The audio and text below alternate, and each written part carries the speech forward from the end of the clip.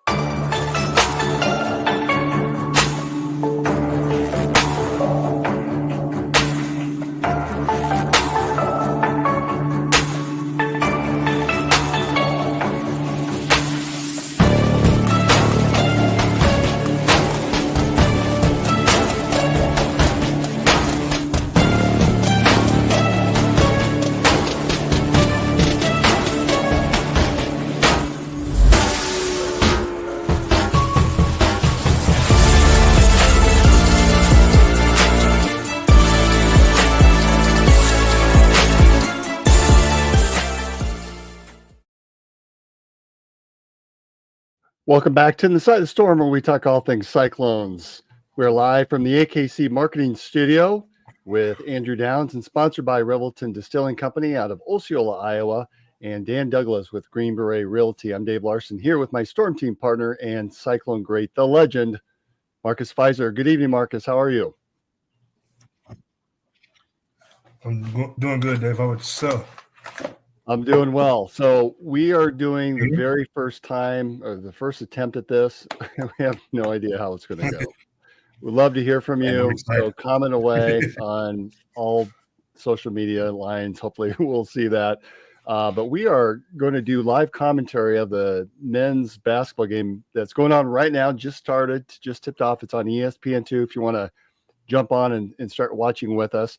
Of course, we cannot broadcast that either behind us or on the screen because of the broadcast rights. So we're going to do this all in the up and up and do it legal. But we thought, hey, let's give it a shot. Let's have some fun and see what becomes of this. Absolutely. I'm excited, man. Excited. This, we know how big this game is. This is number 2. This is 1A, 1B, Iowa first and then, Kansas second. But I'm looking forward to this one. Yeah, this is a wild game. Number 2 Iowa State, the highest ranking that we have ever been at in program history. Even the Marcus Fizer years, I don't think you guys saw as high as number 2. And so this is really a big game. Kansas coming in at number 9 in the nation, but 12-3, I think 3-1 in conference. So this is a big game for both squads. We had some news leading up to tip-off, though.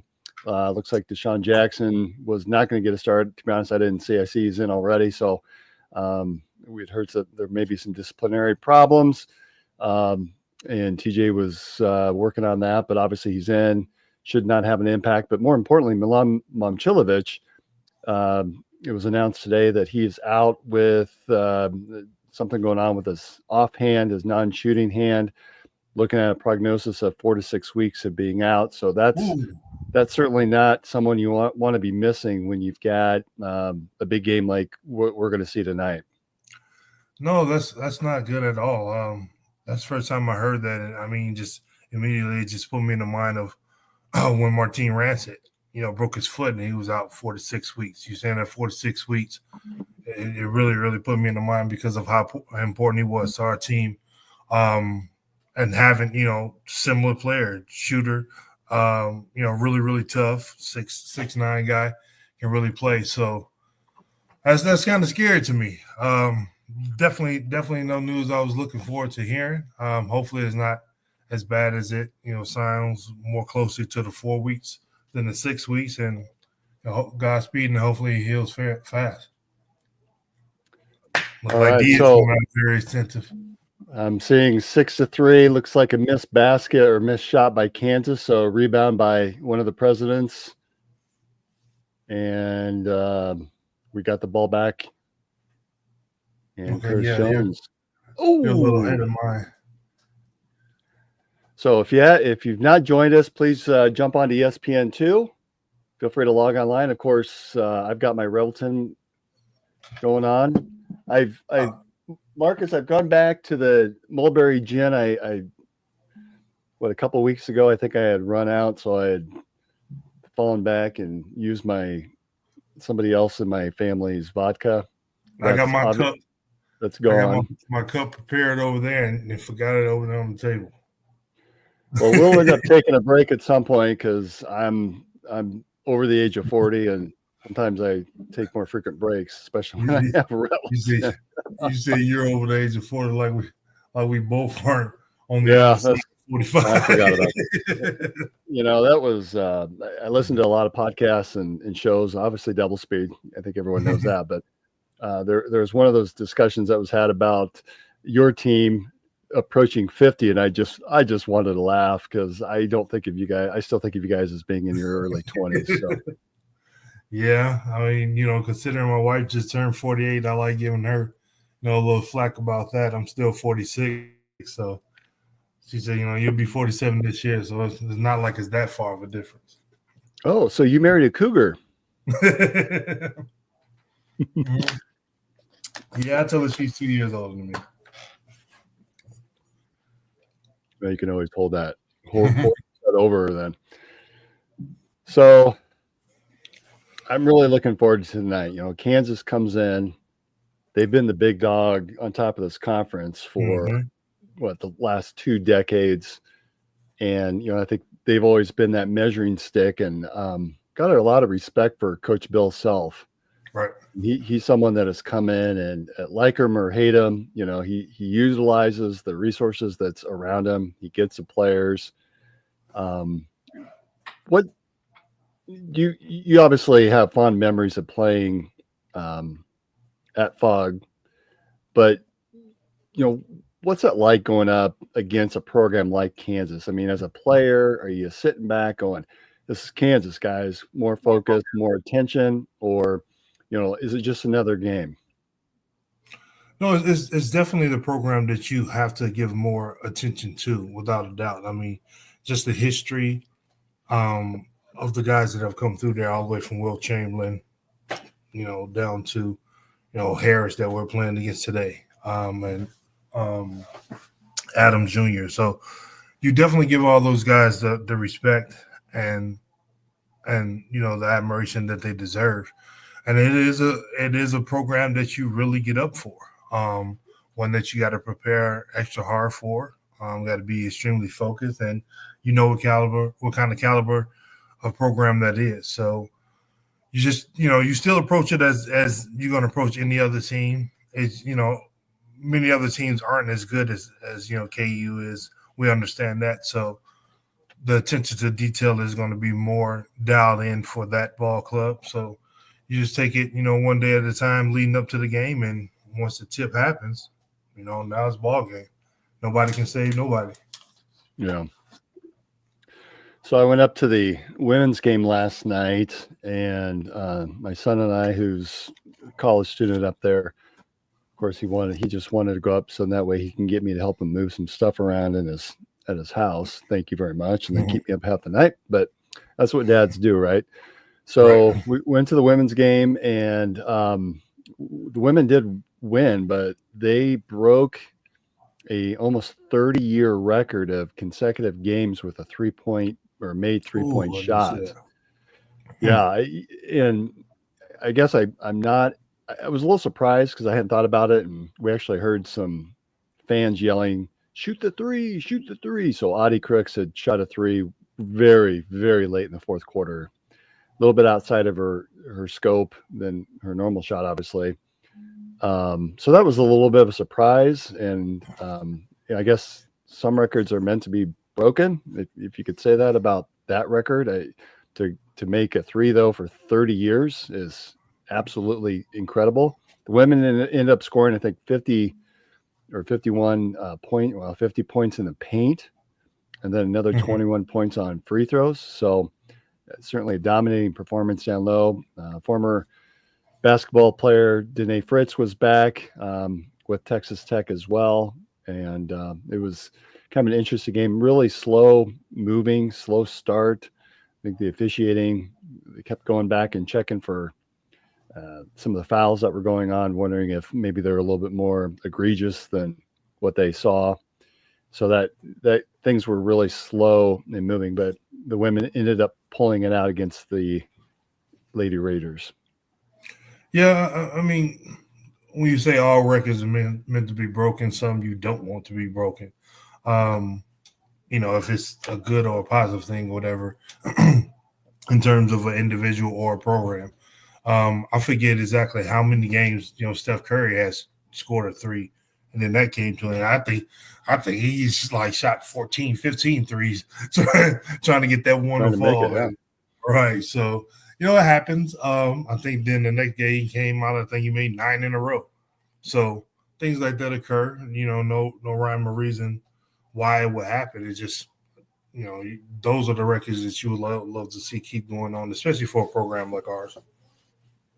Well, and when you have a player like Audie Crooks down low, I mean, they're force feeding her, and she couldn't be stopped. And they had a post player that was probably 6'6". She's a big, tall girl, and Audie was eating her up. So you got to continue to go down low.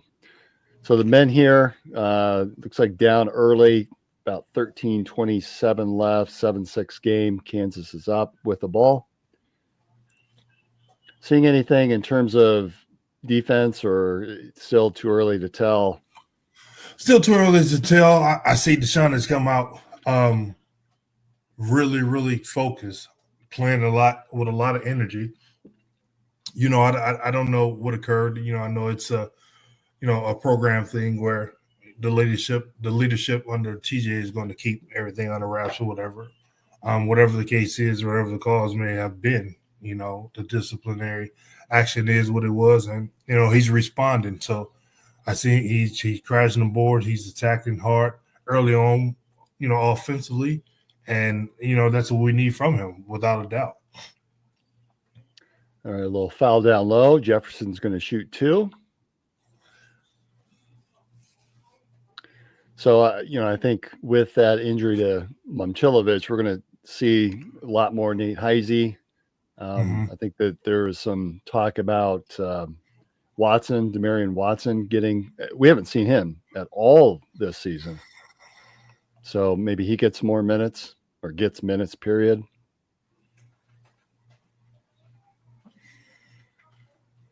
So with Momcilovic out, that puts us,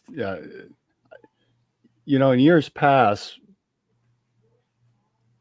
you have talented teams, but then you miss a key player, that really hurts. But with this team, our depth, there's so much talent there, and we've talked all season long about the ability of TJ to swap out lineups and do different things based upon whatever team we need, whether it's bigs and lows or more guard play, more post play. So having Momcilovic, who's your best 3-point shooter, out of the game for an extended period of time, I suppose one of the blessings is that that he's out for a month rather than, well, it's game to day or game to game. Well, yeah, you just hope, a situation for the new guys that's coming in, they understand, the direction that the team has been going this year and not trying to do too much. Keep the same intensity up. Plug and play where you're needed. If you're not necessarily the starter or had been in a role that you hadn't been in before the injury, then it's not the time to come save the day and mess the chemistry and everything up. You just have to come in at the time that you're appointed to come in. It may be a little bigger role, but you still have to be solid in the things that we need you to step in now and do. So I'm saying Otis is on YouTube asking if we are hiring. Chris Shipley continues to leave us high and dry. He's traveling for work, and he sent a text message saying, I'd asked, hey, do you want to participate tonight? Because our friend Brent is taking his son down to Kansas, as we all know. He starts football here, and he's an early entry into the Jayhawk program, and so he's hauling all of his stuff down and unloading it and getting rid of a lot of bills and food bills, because now University of Kansas has to take care of that. But so we're not hiring right now, but if you want to, feel free to go to Cyclone Hulk on Twitter and shoot him a DM, and we'll see what we can do for you, Otis. But please continue to watch. Delivering the Jayhawk. Yeah, he's delivering the Jayhawk to Kansas and down to Lawrence, and we're looking to deliver an L to the Jayhawks here in Ames. That's bad defense there on that. Like missing backside help. Yeah, I'm a little behind you. All right, I will fix that over break. Oh, where? Or the next commercial break.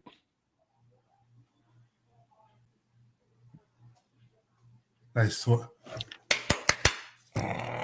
That's the thing with all of these live streaming. Some people are probably direct on cable, and some are on DirecTV and Roku or whatever that's called. And I'm a YouTube guy. What are you, Marcus? Are you This is provider? You're on Hulu. Okay. Hulu. Yeah. Well, we got so many. I mean, you got Hulu, Netflix. We don't have YouTube. Maybe looking into see how YouTube is, but everything else is you could pretty much name. We got rid of I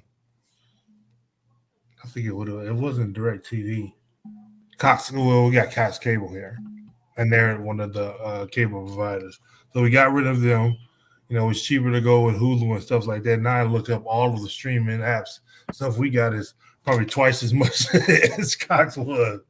But that's just it. Is that you convert over from some of the wired services, and now you think, well, I'm tired of paying the rates or having to play that game where you got to call in once a year to talk them down because their prices have increased, and you threaten, right. Well, I'll go someplace else, and then the next thing you know that, well, we'll lower your bill by $5 or $10 a month. Okay, sign me up for another year, and then you have to go through the same game the next year. Yep. And you finally make that switch, you cut the cord, and then you end up paying more at some point. I just really like, the live streaming, being able to pause and rewind and record, pretty much that, the kids and the wife, they get whatever they want. So they know more about the different things than me. I just stay on Hulu most of the time. And, but it's Disney, it's Apple TV, is all that different stuff. I'm quite sure some of these apps do the same thing. Quite sure. Absolutely. Well, and not putting in a plug for anyone's service unless they would like to help sponsor us, but a lot of them you can carry on your iPad, your phone, your Galaxy, so you're tooting around at the mall or the grocery store waiting for your kid at a basketball practice or game, and you just pull it up. I can't tell you how many times I've been at a cheer competition with my daughter. We're all sitting around watching the game in between sessions. And so when we travel a lot, we drive to Idaho to see Marcus Jr. or down to Arizona for wherever, and we get rural, a lot of the Netflix shows we can download, on the Netflix cells, and the wife, she put it on the iPad or on her phone, and you have the magnetic thing up there, and and we half watch, not supposed to be, but half watch and listening, but it's a lot of hours, so we've been doing that a lot, so it helps. It definitely come in handy.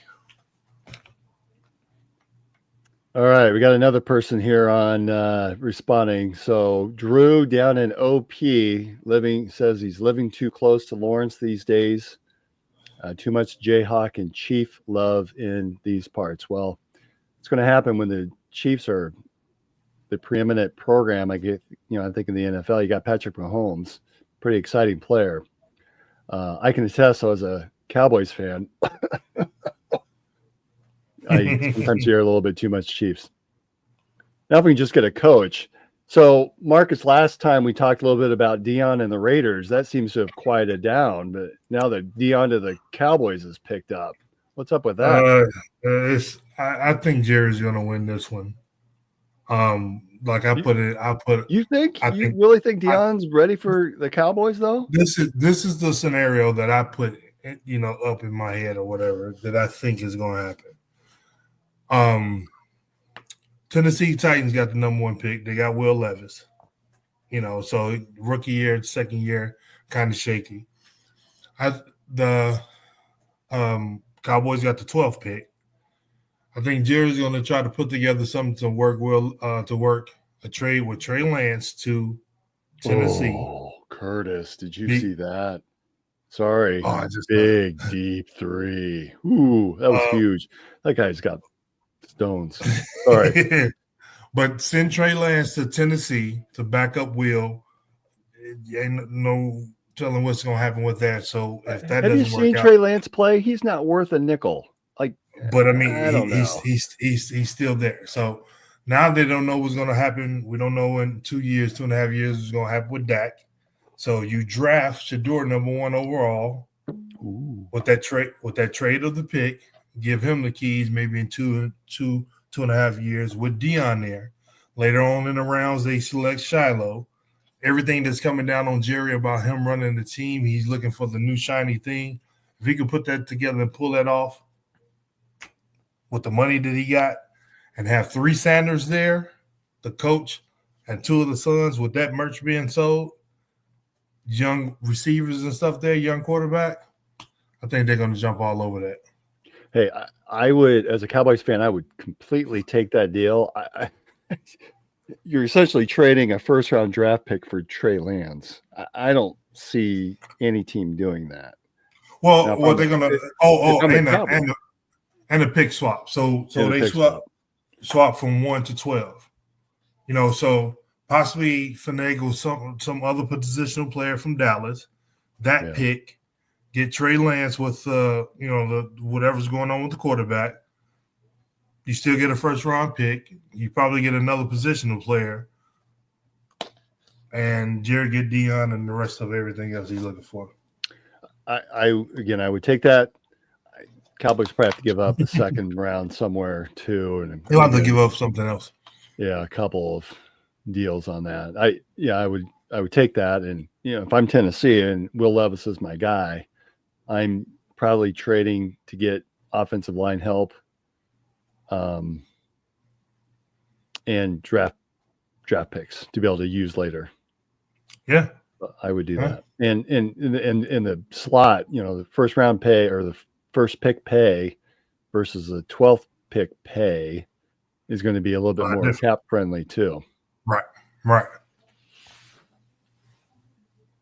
Come on, get up off the floor. I like that. I like how you think. I think Jerry's going to do whatever he has to do at this moment he needs that splash. And then that way, does he pay out, what's Dak's contract? 4 years now, 5 years? Does he go the rest of the however many years if he doesn't do anything to take them over the threshold in the next 2.5 years? Hey, here you go, Rook. Well, ties with him. We're talking about a player who's 32 years old now, has never gone to the NFC Championship game. Time is running out on Dak Prescott. As much as I think he's a good player, he won a ton, but injury prone, making a lot of money. Making a ton of money. All right, so we are 16-15 up over Kansas. I've got 9:47-ish left. Ooh, that was a nice pass. President to president down low.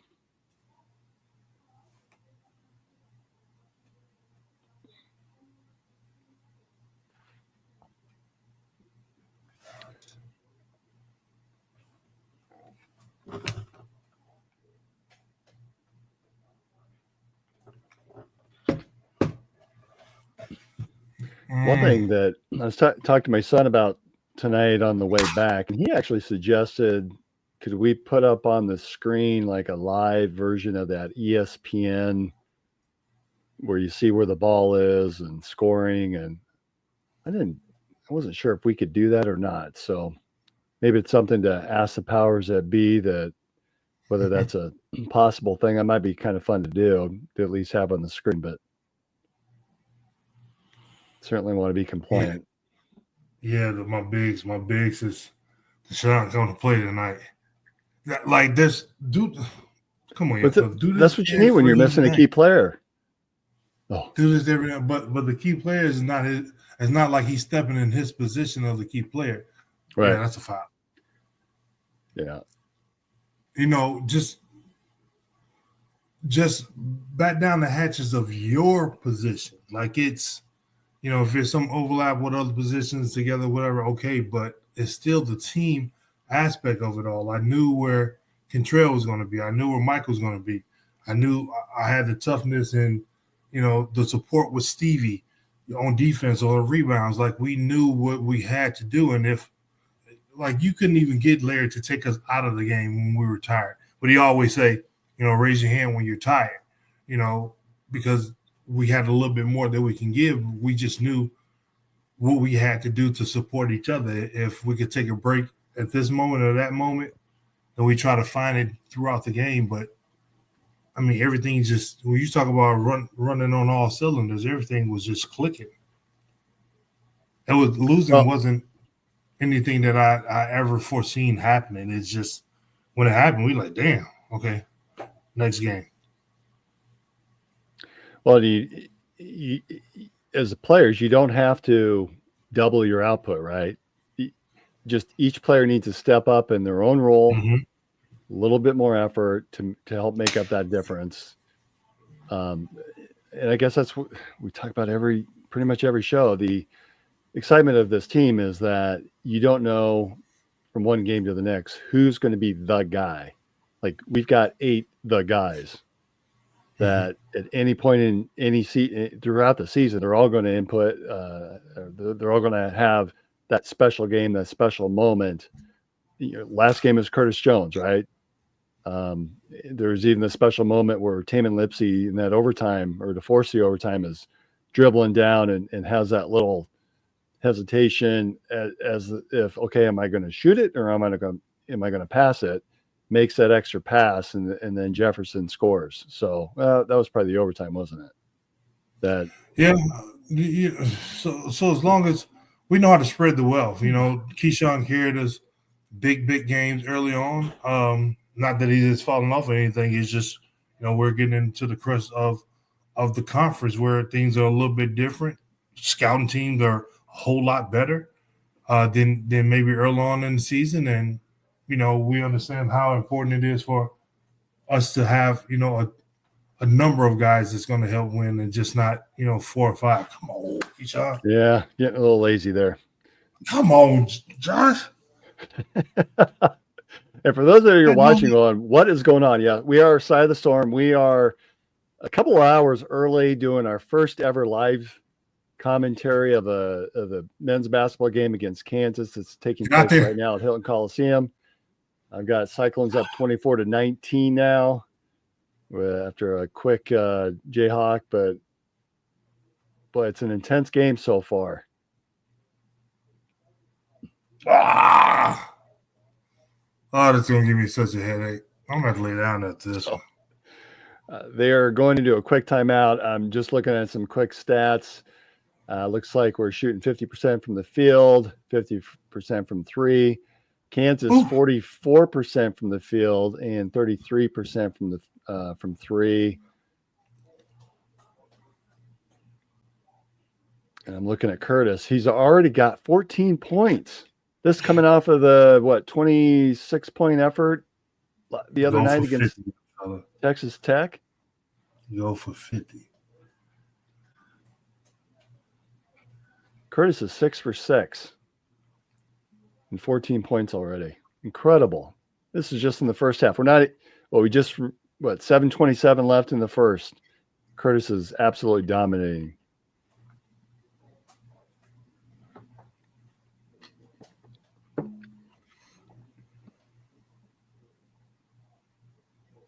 So I may have Man. missed this, but it looks like Demarion Watson has had an appearance in this game. Looked like it was brief.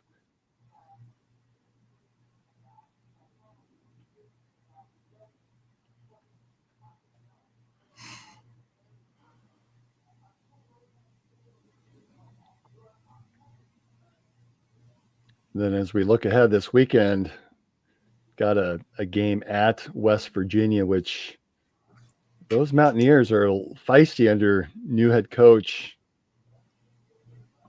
who came from Drake.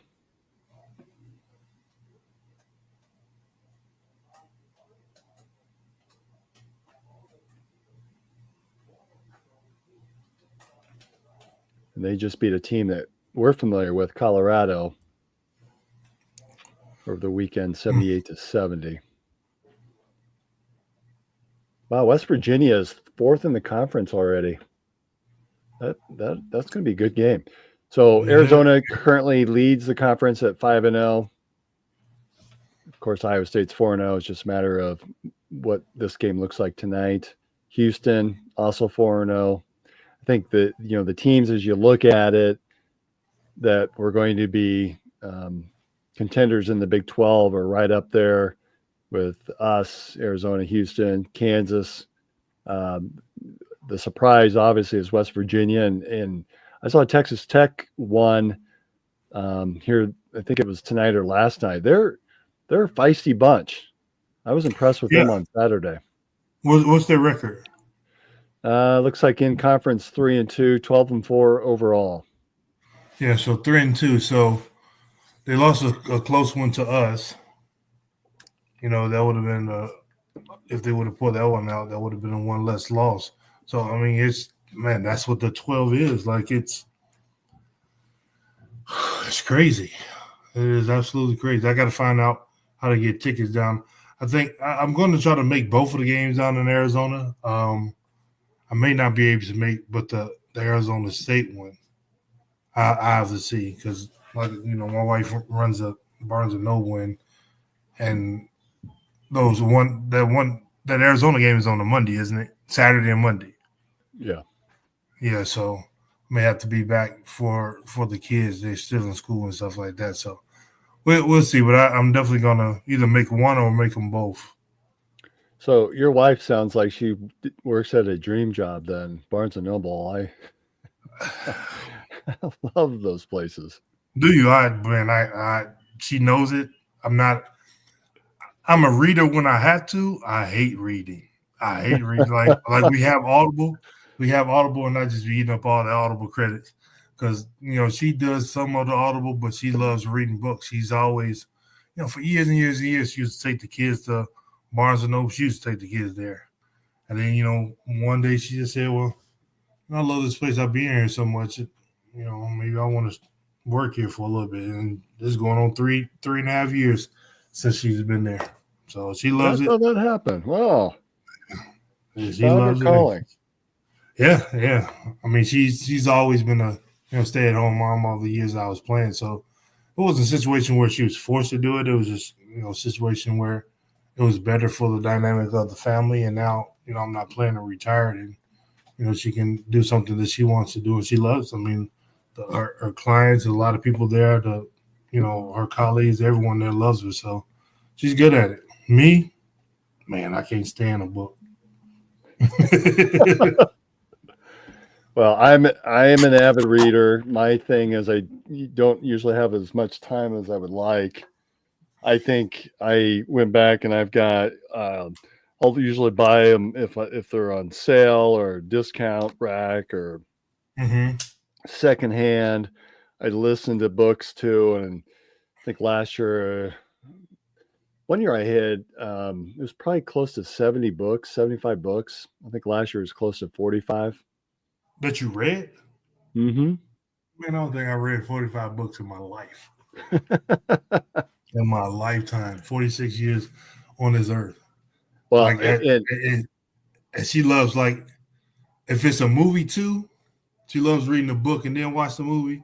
She always says more things in the book. If it's a movie, it don't have no chance of me reading. If it's a movie, no chance. None. I'm not wasting that time. To Depends me, I'm on the not wasting book. that time reading. Like, I done seen the movie in 2 hours. No. Let's go. Pass the all them guards up ahead and you don't pass it to. All right, I've got.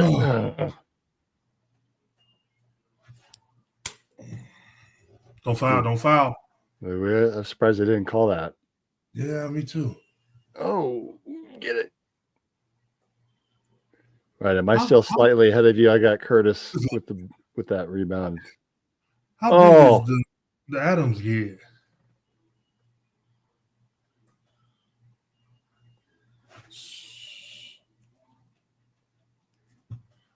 Look at Bill.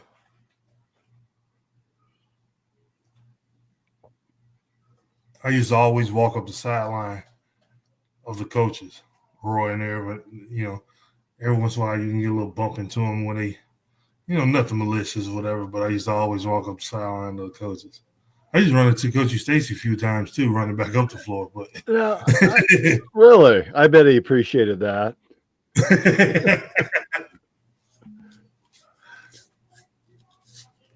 So all the things you can admit to that you used to do when you were playing, I would love to hear those coaches' responses of, "So you did that on purpose?" And so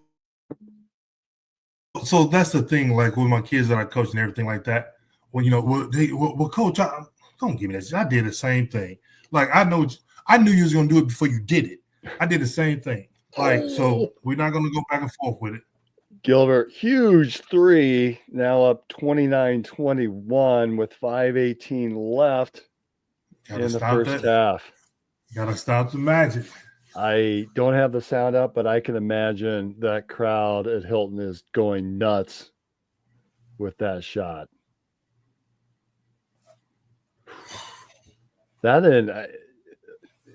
If anyone's actually watching and could comment in here so we could hear or understand, but keep in mind all the students, while there were students camping out, it was all over the news and I've seen it on Twitter. There was tent city set up leading up to this game. I think they started camping out Saturday or Sunday.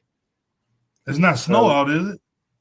No, but it's been, I think, highs of about 15 to 20 degrees. Today was a warming trend. We were closer to 30. So it's been cold and the students are camping out. And I think the administration, the Iowa State administration, was not allowing heaters in those tents. Apparently there was a tent fire a number of years ago.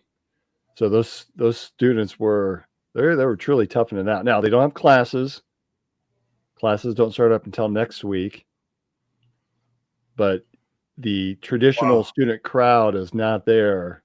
But I bet that, and I can see just by the video that place looked like it's still rocking, and there are students there, but probably not as many as typical.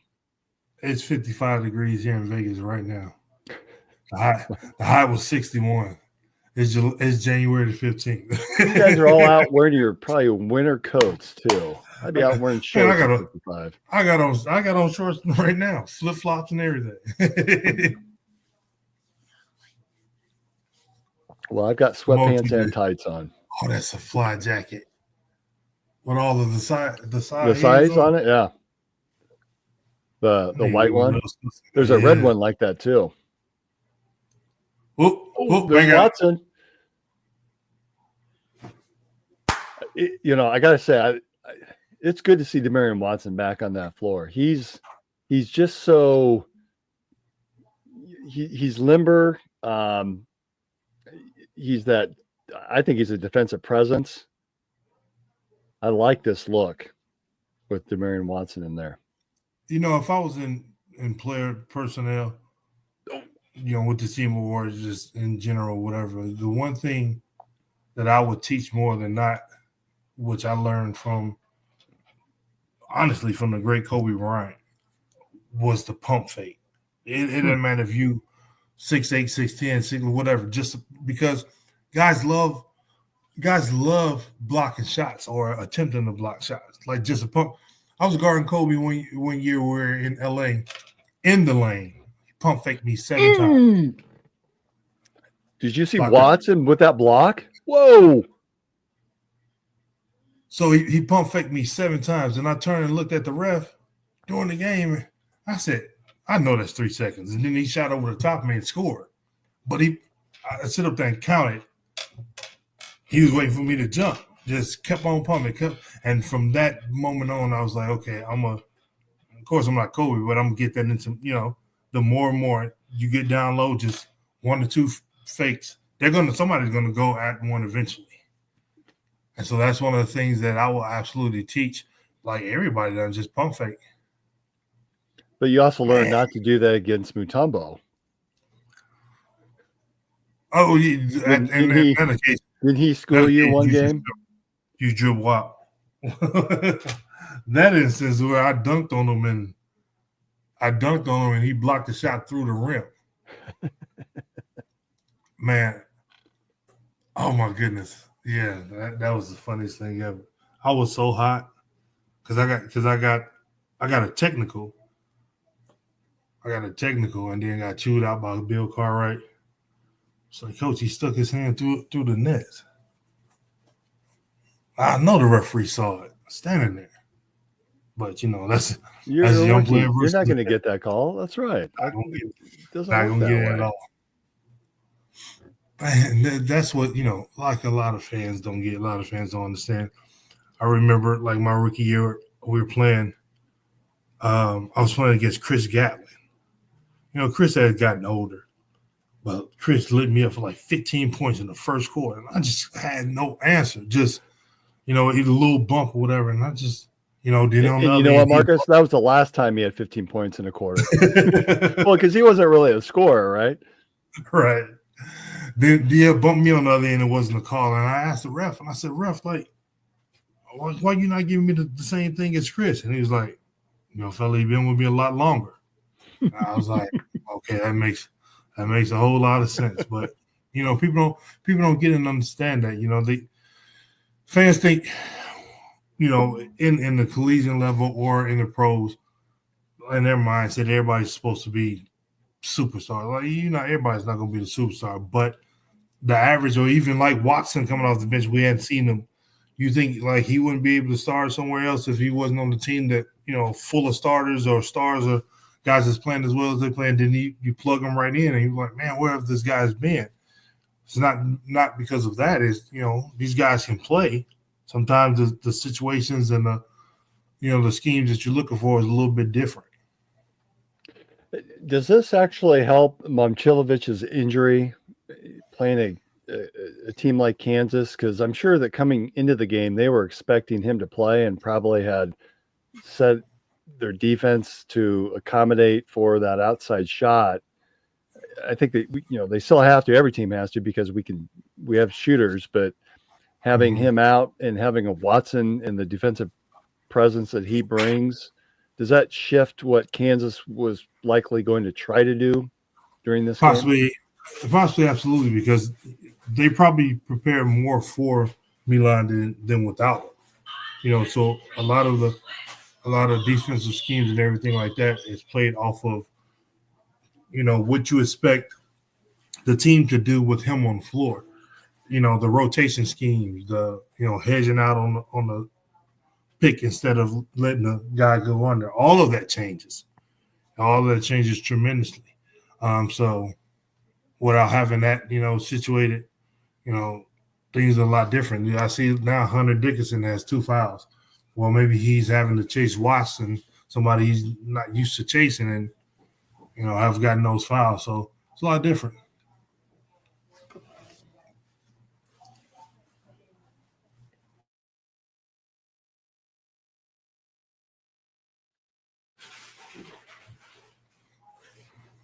So looking in here, yep. Dickinson has 2 fouls. Looks like Adams has 1. For the Cyclones, Chatfield has 2 fouls. Oh, does he? Yep. Lipsy, Curtis, and Keyshawn have 1 foul along with Watson.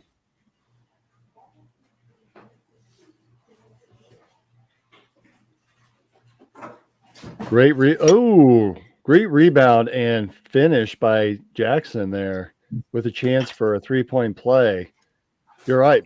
He's stepping up tonight, playing tough. They got his attention. Yeah, you're right. I'm looking here. It's got to be his 9 to 10 point. Yeah, I'm flipping over between the game and what I'm seeing on the screen. And yep, that's his 11th point of the game. No, 12th point. Sorry. 12 points. Woo. So Curtis has 14. Deshaun Jackson has 12, 2 leading scorers. No one else with more than 2 points, 3 points. Keyshawn has the 3-pointer. So that's really, travel. It's a 2-man game right now.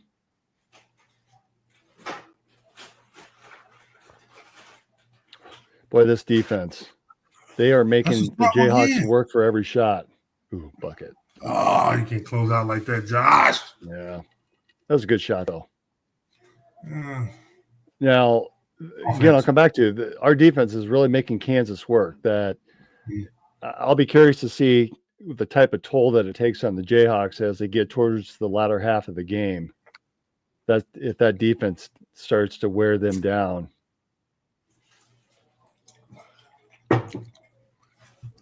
You've heard the term play tougher longer, and Iowa State's certainly pulled that in and developed that mentality all season long from the football team. Yeah, but I kind of feel like programs like this is equal. Like you have to sustain. I've said before in the past, even to my kids, coaching, like playing against Kansas, I thought to myself, well, going into this game, Eric Chenoweth, 7-1, 7-2, Drew Gooden, Nick Collison. I'm not going to get any open looks down low. I'm not going to get any dunks. And don't go into the game looking like, just playing sound. And I think in Kansas, I ended up having 3 dunks just out of the rotations of the plays and just getting open in spots that I didn't think they were going to happen. So with teams like this, like they're going to stick around. Like they're down 4 now. They were just down by 2 before they're late by Keyshawn. I don't think you really necessarily like wear them down like you would do other ball clubs. You have to take this until I made that last shot in Kansas. My whole mindset was it felt like it was 40 minutes still left on the clock. It felt like it was so much more game and so much can happen. But until, that time happened and it looks like, okay, now we can breathe a little bit. With a ball club like this, you never know. Never know. The Mayo kid is pretty good. I don't know how good he's been playing in the in conference, but, he's a scary player to me to be this close. Hunter Dickinson only has 2 points. He hadn't been playing much because of his fouls. So this is a little too close for that to happen. Yeah, we'll take that. Surprisingly, Hunter Dickinson is not 40 years old. Just feels that way that he's been around this long. He's close. Oh, nice pass there. Oh, couldn't finish. You got a power dribble there, Josh. That's almost like you talk about the pump fake. Jones power dribble with the sidestep for a 3. Power dribble, that pump fake, they fly in the air.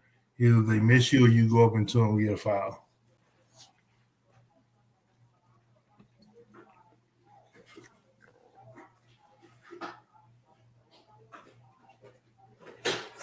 Grab it. Oh. That's offensive foul. Wow. Call that.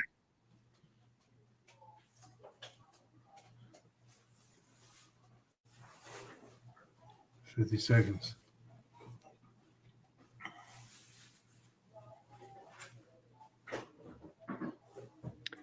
Something good is about to happen because I hear my family upstairs screaming. So we're you're gonna love if you haven't just whoa. This is the game. Curtis this is the game Jones. you have, young fella. How many you got for the half?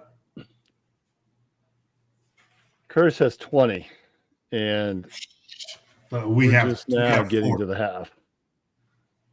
He has 20 and we have 40. Yeah, so he's got half of our points. So we're going into halftime up over the Jayhawks 40-30. Curtis Jones with 20 points on a stellar 8 for 11 shooting, 4 for 5 from the 3-point land. Just incredible games. Really great games back to back. Is Curtis Jones Player of the Year? This is how you get you a check, young fella. This is how you cash. This is how you sign for the Moles right there. And you know, of course, I want everybody to be pros, you know, and make a living at what they love to do. If it's not the NBA, it's a lot of ball clubs in the EuroLeague that, well, he can play 15 years over there making a shot like that and make a bag. So I got Curtis Jones with 20 points, Keyshawn Gilbert with 5, and then Deshaun Jackson with 12 as the 3 leaders, and then it looks like Taman's got 2. So again, Josh Jefferson has 1 point on that free throw. So this is a good game so far when you're up 40-30, by 10, 40-30 against the Jayhawks at halftime at Hilton Coliseum. Whatever Deshaun Jackson did to maybe have TJ need his attention further, it is working. It is absolutely working.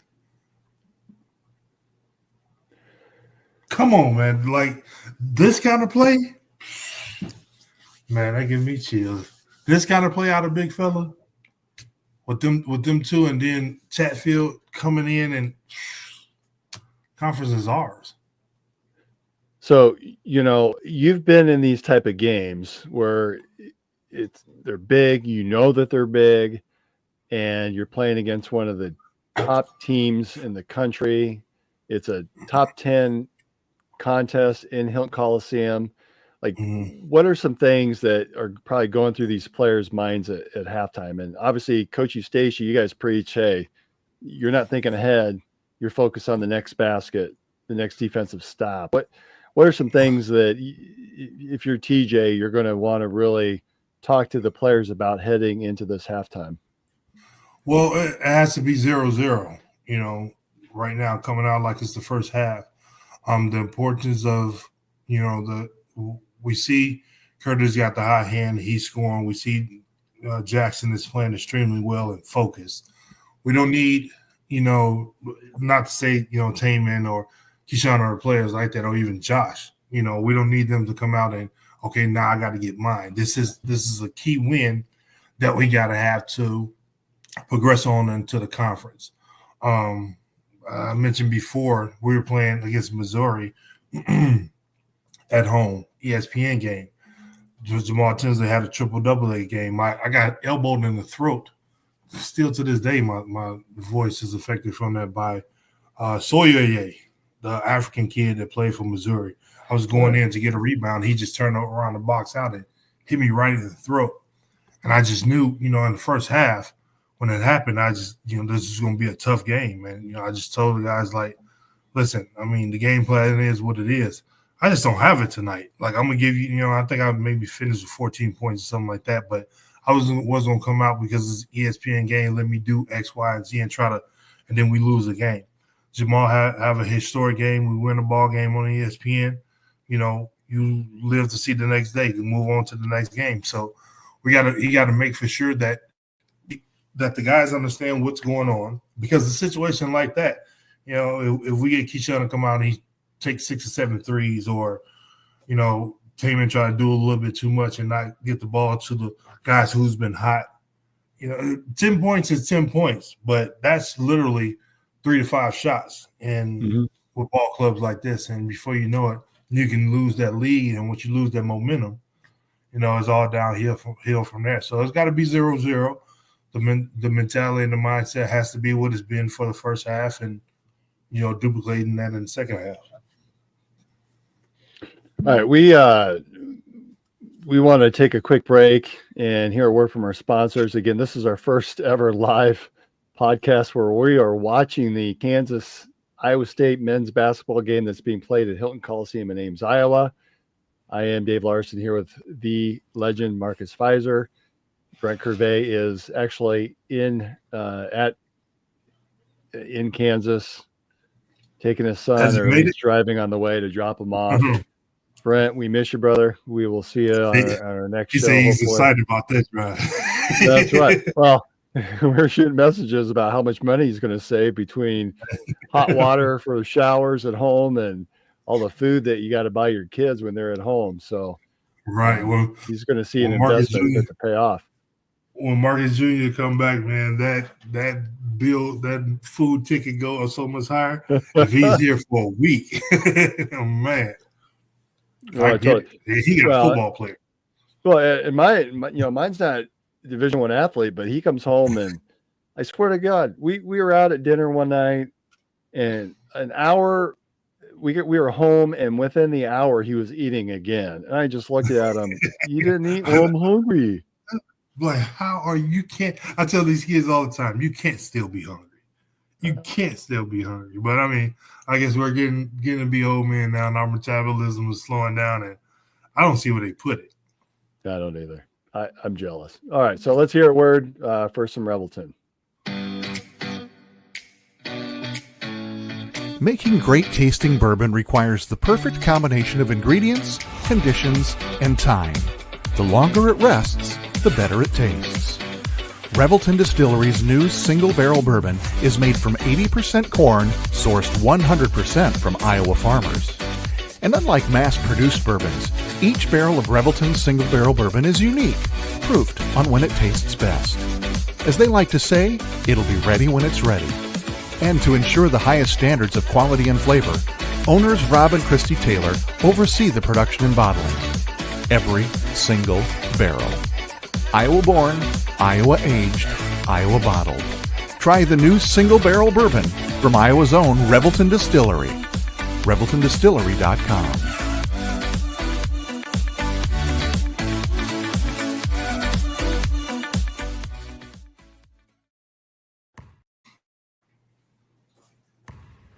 When energy meets precision, anything is possible.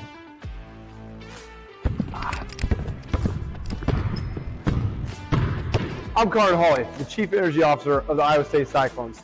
I'm full of energy on and off the court, but nothing gives me more energy than helping families find their dream home.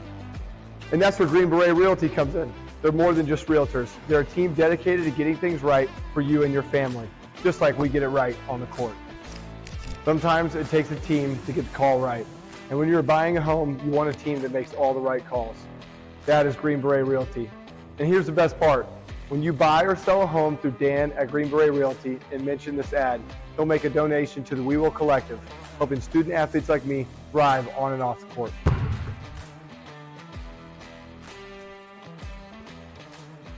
Green Beret Realty, because getting the call right means everything. All right. Hey, big college football game on Monday night. Ohio State against Notre Dame. Who you got on that one?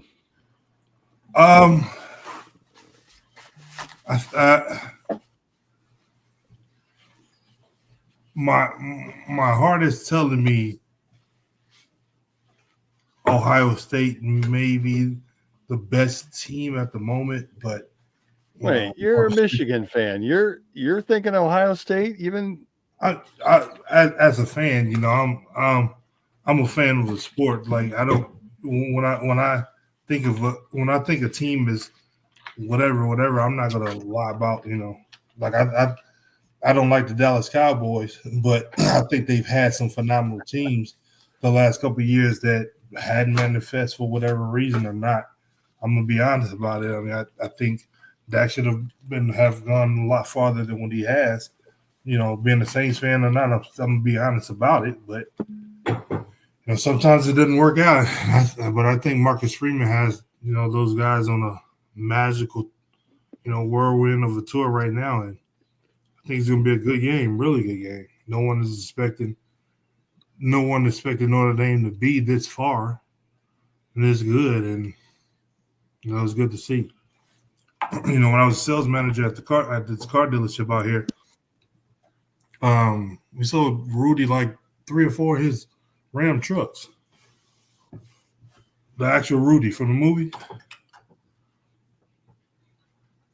And he buy and sell a truck every 6 months. So Rudy lives out there? Yep, got pictures with him and everything. Real cool dude. Of course, he's older, but still is as vibrant.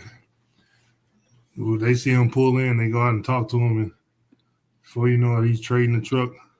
Now, you're talking the Rudy, or are you talking the guy that plays Rudy in the movie? No, the Rudy. Okay. The Rudy.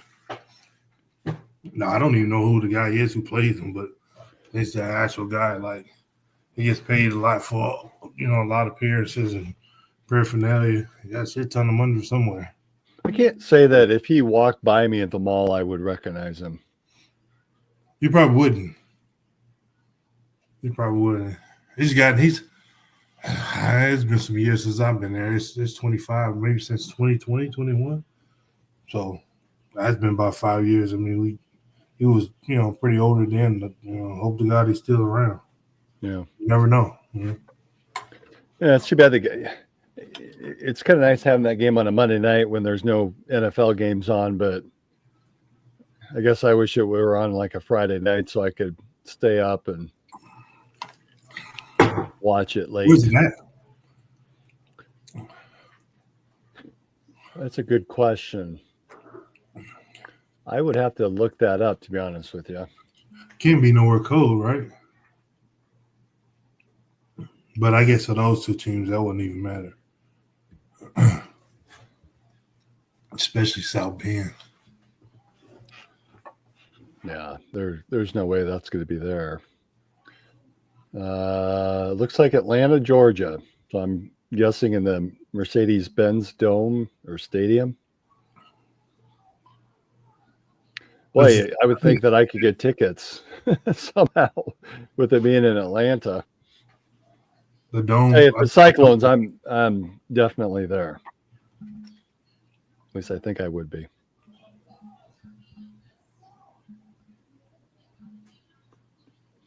I'm a little surprised that Vegas hasn't been able to secure that game.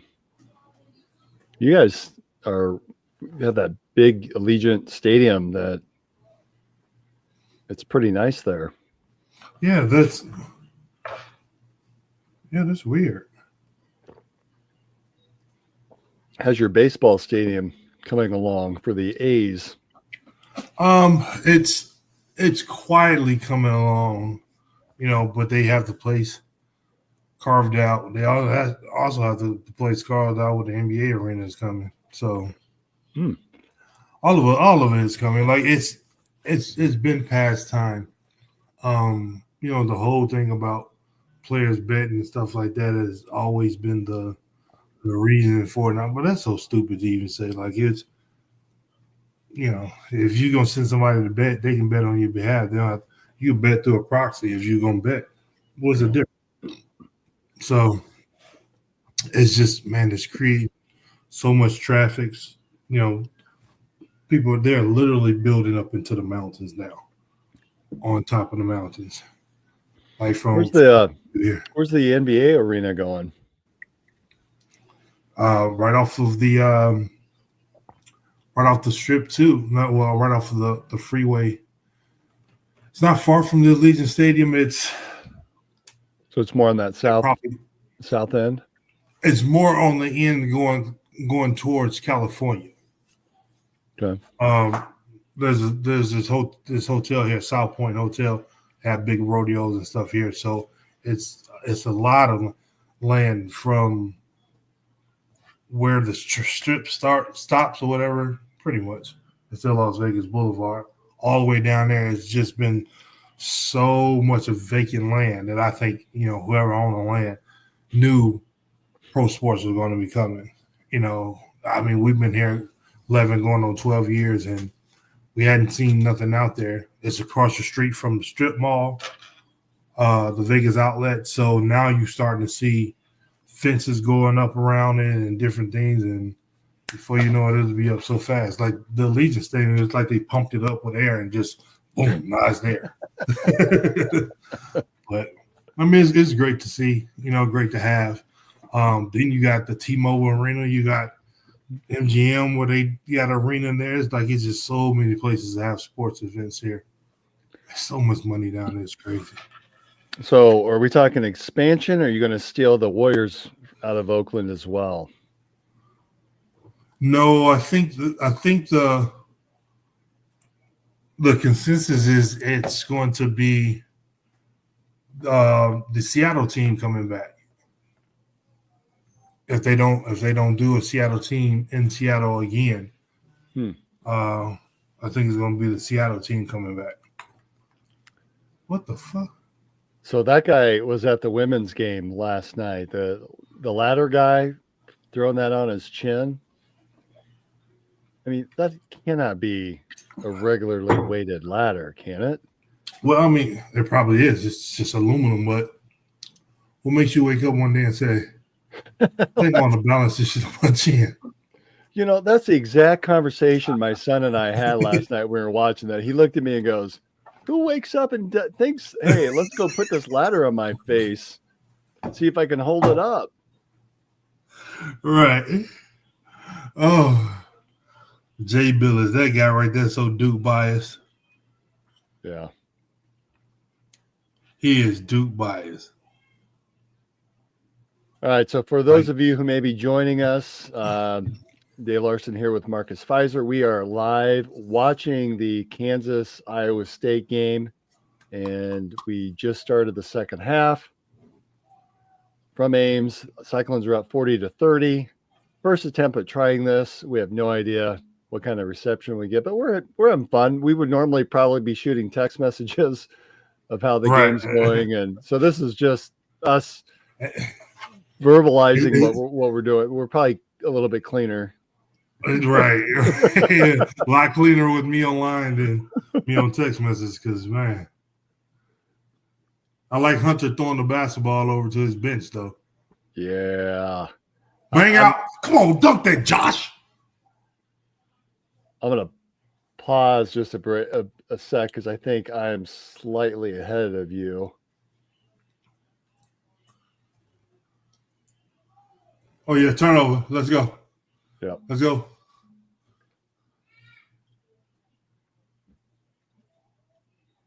Ooh. Is that block? Yeah, he blocked it. Oh. I love Keyshawn. He's been off these last couple games. He has. So I'm wondering if something is bothering him physically wise and he's not, because like I've said before, like that is one of the toughest kids I've ever, since he was a youngster, 6th, 7th grade. He's one of the toughest kids I've ever encountered in my life. And, he didn't say much. He's not, he's never gotten a technical from what I've seen. Even when he was at UNLV, he's just a level-headed kid. He's not going to – he got an older brother that's a couple years older than him that's tougher than him. Not as skilled, but he played basketball as well. But coaching against them in high school was really, really tough. So I'm wondering if he's laboring a little bit. Things happen, tweak ankles and stuff like that. So We'll see.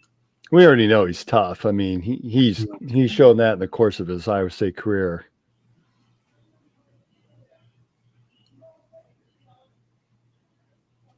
Yeah, they're out of sync. I love it. Oh, yes, sir. Oh, I thought that was out of bounds. Oh.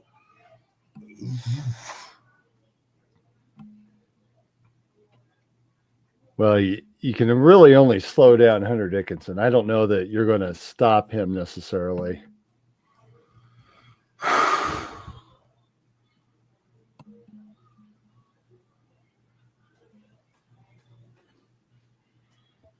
Come on, Curtis, stay sound.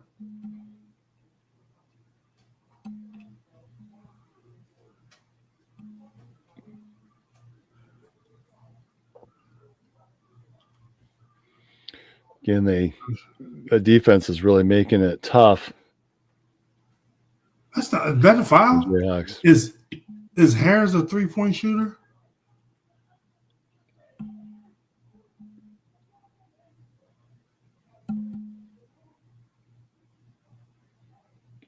You gotta dunk that.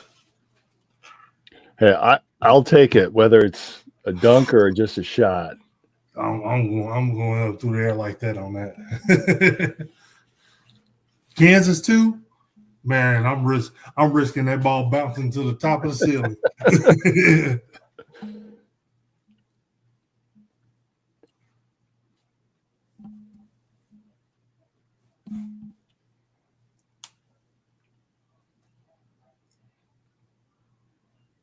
You know, when Keyshawn's double team, he's got to recognize that there's going to be somebody open. Yeah, you got to get it off a lot faster. Where you going, Josh? That's a bad possession. Terrible possession. Then they're gonna score. Oh, what's it? Hey, this is one thing we never really talk about. TJ's not fond of timeouts. Is this where do we need a timeout here to kind of settle the troops down, or what are your thoughts on taking timeouts? Well, typically, if you go 2 or 3 possessions, you haven't scored. They scored a couple possessions. You know, depending on how the shots look, if it's completely out of whack, that's why you don't dunk it. Thank you. Now, if they score this one, it's time to get a timeout. So now we've missed a couple shots, a couple turnovers, and a dunk. They get a score on this. Yeah. Why we miss dunks?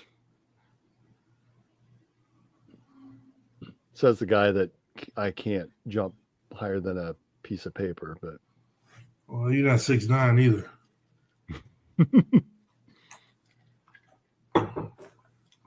No, but I can't jump either. And maybe this is one of those games. You know, Josh got 1 point. First game against Kansas. You know, it's very exciting. Really, really want to, you know, play well. And sometimes you just overthink it. It definitely happens. Now, you know, we're up 10. Now we're. You know, that's a pretty good call, Marcus. Some of these guys, this is their biggest game ever because they come from smaller programs. Now this is the big leagues. You know, every game in the Big 12 is going to be a tough game. They had an early season game against Auburn that was really tested their mettle. But you're right. We're playing one of the big dogs now, and you're going to have to. And you're missing a player, so it's time to step up. And maybe a couple players are overthinking, overdoing it. Now, I don't have my sound on. Do they call that a foul? Or are they just saying inadvertent contact? I don't know, but I really hope he's not maliciously really hurt and just laying down on the floor.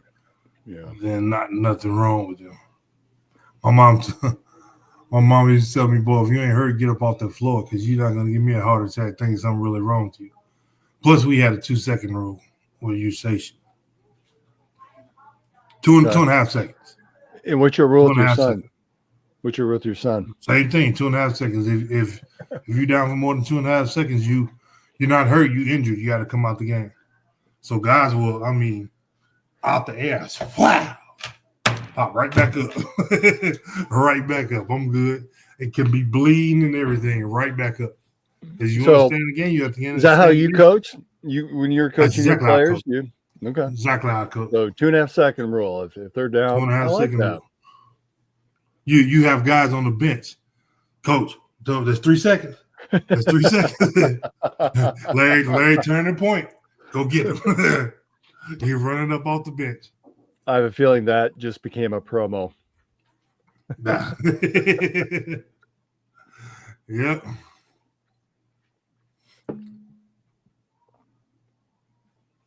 Yeah, I feel sorry for Chris. He's gonna, he puts out some of the promotional videos, and he'll take segments of our show and all the Three Beard shows, and splice them and put content out there. And he's gonna have 2 hours worth tonight, and that's assuming there's no overtime.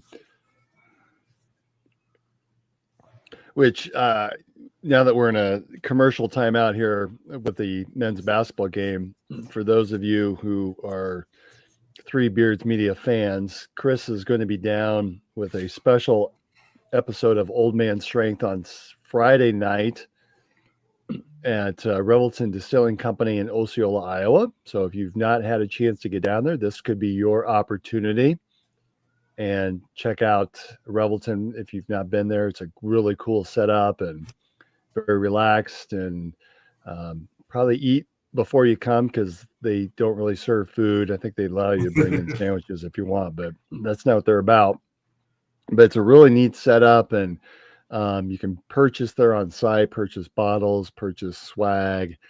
And Old Man Strength is their guest is Jason Norton. If you're not familiar with Jason, he has his own YouTube channel and podcasts. I've seen him, been following him for probably a year and a half now, but has a lot of different concoctions of drinks, and he makes it a lot of fun, and he has a great personality. And if he doesn't like a mixture or like a drink, it's pretty obvious that he doesn't like it.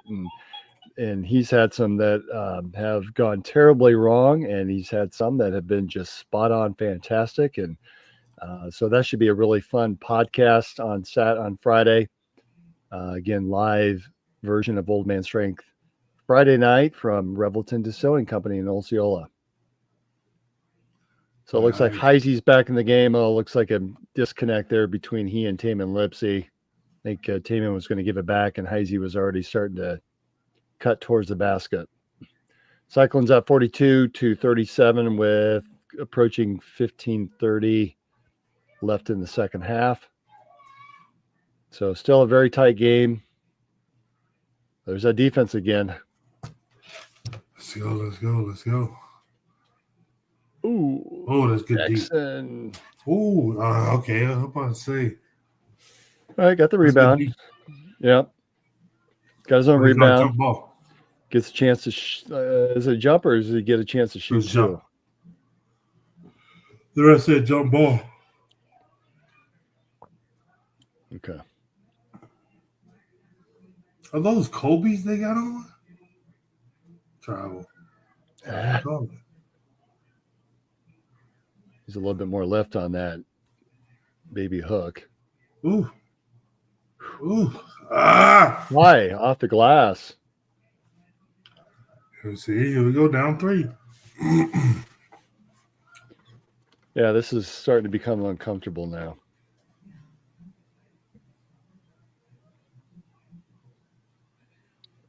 See, to me, that's an over penetration. Like he penetrated too deep. 1 or 2 steps, stop from there, and shooting that runner is a lot easier shot than in there with the trees. Or stop and shoot a jump shot. Like, you can't over penetrate. You over penetrate, you down there with the trees, and even if they don't block it, they're going to alter the shot. Yeah. He almost needed just 1 step inside that free throw lane or the line. All right, here we go. So 42-39, 14-24. Take a good shot. Take your time, Josh. That's right. Give it to the president. And the president delivers. 44-39, Josh Jefferson.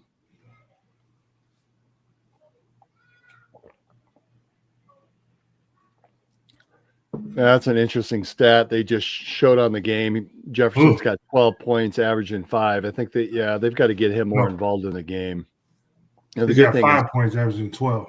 Yeah. Ooh, nice in and out. Fuck.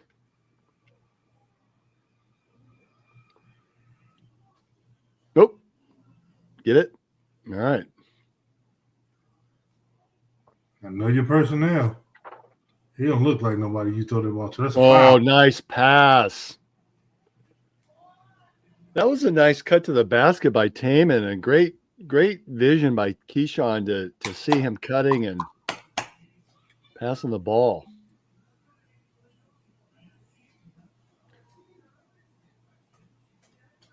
Yeah, you can't let him drive down the lane.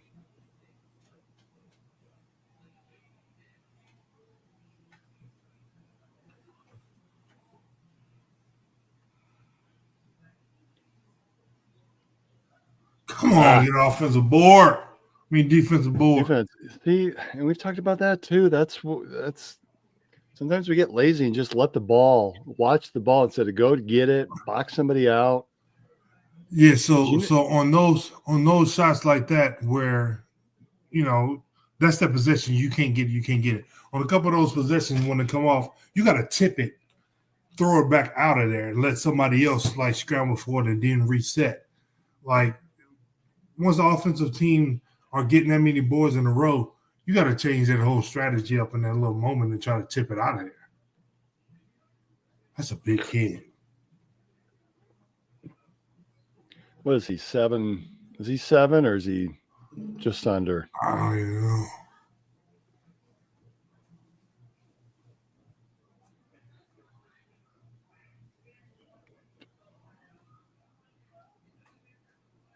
So, Ooh, he's 7'2". What is he? Guy, yes. At least according to ESPN, he is. Now, I don't know, Marcus, if that's in shoes or without. I know. Well, in college, they probably wear training shoes. I know you're a one height in shoes and one height without. 6'8" to 6'8", and I'm 6'8" without shoes and like 6'9" and 3/4 in shoes or something crazy.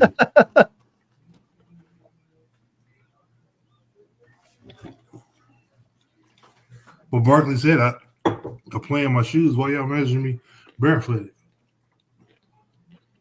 Well, Barkley was what? Like with 6'4"? He's 6'6". You think he's 6'6"? Yeah. Is he really? I always thought he was closer to 6'4" and just played tall. No, he's. People say Kenny Pratt was 6'4", but Kenny's about 6'5" and some change. He's a little taller than Kenny. Well, that's a name from the Cyclone Pass. That guy was a dog. Like down low, he was unstoppable. Iowa State almost lost me because Tim Floyd put me on the court with Kenny Pratt. What? Man, I don't know that we've heard that. Man. Yeah, so he was listed at 6'5", Kenny Pratt was. And he was just dominant down low. Came in there, on a visit, going to hoop, McDonald All-American. Man, KP put it on. And my hips and my back and stuff was hurting so damn bad. I told my pops, I was like, man, I was so mad. And, Coach Floyd sit me down, we talked and everything like that. I told him, man, KP almost made me not come here.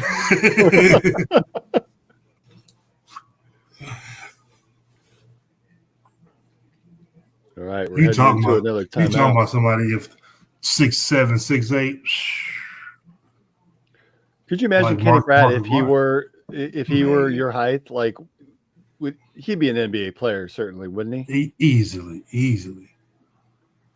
Even so much so now, like if he played in this era, especially like over in Europe, he'd make so much money, millions on top of millions. With that skill set, being able to score, how strong he was, tough and everything. Absolutely. Now, was there much overplay between you and Kenny Pratt's years? Because did you have a year to play with him, or did he graduate or leave? They all were done when you came in. Yeah, they all were done. Sean, him. Okay. JC, Dedrick. That was their last year. That was that last year there. So, and they all was done. The only pitch that was left over was I think I played the year with Matt Knoll and Brad Johnson. Tony Rampton. Tony was younger, but I think I only got 1 year with those guys, and then that era with Coach Floyd and the Big 8 champions was over. So I just found a quick article on Iowa State website or cyclones.com, and Looks like he ended up going back and getting his degree in 2012. Who? Kenny Pratt. Nice. Yeah, good for him. Nice. Yeah, I think this is the year. I'm waiting to the registrars and everyone get back into school. I think this is the year that I'm going to finish. Should have been done it. Just being lazy, I guess. So are you thinking you'll enter? How many credits short are you? You don't even want to know. Okay. Literally about 11. Okay. So you're about a semester then. Right. Okay. Should have been done it. No, been done it. So. Which, let's face it, you would have. You left school a year early, so you were probably on target to graduate early then. Yeah. Had you not left to go to the NBA, but obviously you had to go. I think everybody understands that. But I think yeah, this is the year for sure. If I can get it done this spring. Do you have time to? I could not imagine going back like now and trying to take 11 credits while working and family and just life in general. Looks like they're eating a clone cone there. Oh, that's dope. I hope they paid, especially Jay. Make Jay pay for his. But yeah, I should be able to score something out to get it done. What would really be dope is to come back to campus and do it. I would have loved to have done that. Yeah. So you'll be able to, if you finish then this semester, I guess that means that increases that likelihood of hanging 5 up in the banners then, right? Because isn't that one of the conditions of whoever selects? Yeah, for what I've been told is, you have to have your degree. I mean, that's the rule. I don't, challenge that or anything like that. I totally understand that's the tradition and history that has been. And if, the other guys that's hanging in the Raptors had to, get the degree for that to happen, I'm no way above them. So I want to do it because I promised my mom it opens opportunities if I want to, get into coaches and stuff like that. I'll be 50 in a couple of years. So, I really, really have been thinking about a lot about it. So I need to get that done and, start preparing for whatever's next. Come on, Josh. Well, I think that would certainly be the right message for your family and for your own kids to see dad finish that. And really for all the cycling athletes that, hey, life gets in the way, the NBA or the NFL or whatever comes calling, and you can always go back. I'm curious, just maybe this is an off conversation, but how does that work? So you were on scholarship, obviously, and does the opportunity allow you to go back and finish? Yes, it does. Okay. Yes, they 100% pay for it. Anytime that you decide to come back, all you do is reach out. They help you with getting the classes and everything that's needed. Situations with the books. I don't know how it is with the books now. Everything's online or whatever. Online, get all that set up. Although my son was telling me he's taking a class that they're going to charge him like $250 for a book. And I thought, for an actual book? Yeah, that's insane. Oh, wow. And of course, he does the whole. All right. They say I got to. I'm like, I hear you. I hear you. That's a file. So yes, Andrew, Dad will help you figure out how to get that book. That's good. I think that'd be fantastic. And so graduation ceremony, I would love nothing more to attend and hear Marcus Fizer's name and seeing your lanky ass walking across that definitely love that stage to get your degree. Then you can end up at Pizza Pit, right? Oh, most definitely would be a Pizza Pit. Probably would be a Pizza Pit before the ceremonies.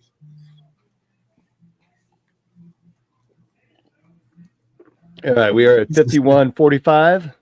It's still too close for me, man. Yeah.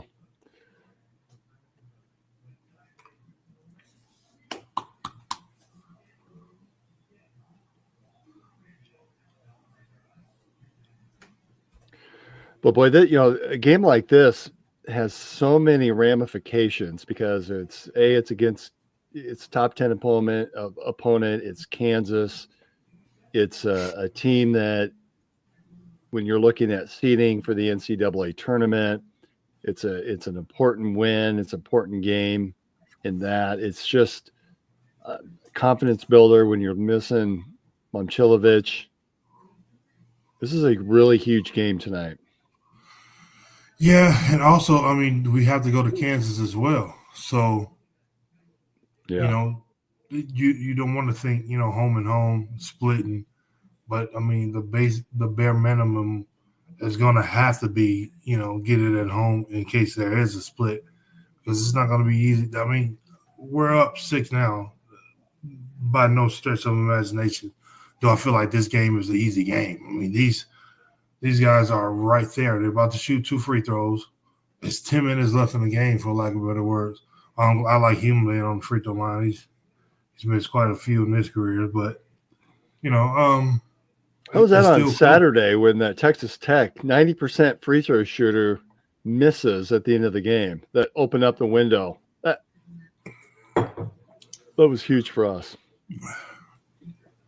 Yeah, I think that was one of my young fellas from here, wasn't it? Darren Williams. We had 3 Vegas kids in that game. Would have been 4 if Pop Isis would have stayed at Texas Tech. He transferred to Creighton.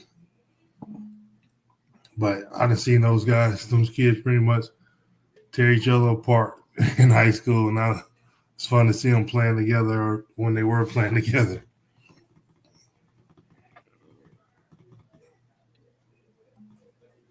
Josh's team won like the first state championship in Vegas, like in 10 years over Bishop Gorman.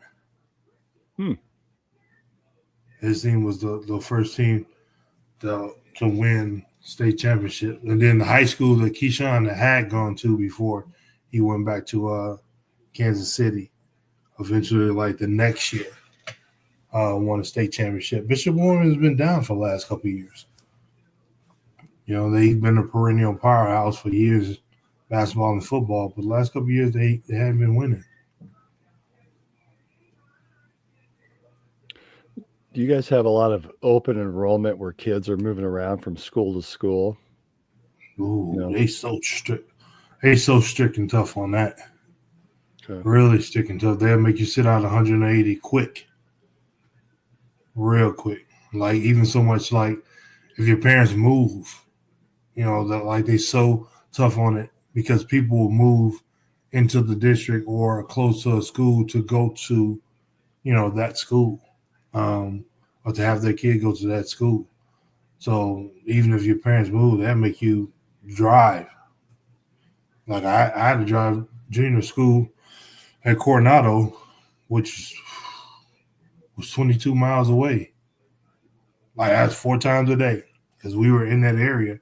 And then when we moved to a different area, for him not to sit out, it was no hardship of having to move. We just moved, but I literally had to drive him to school, come back home, go back, pick him up, and come back home.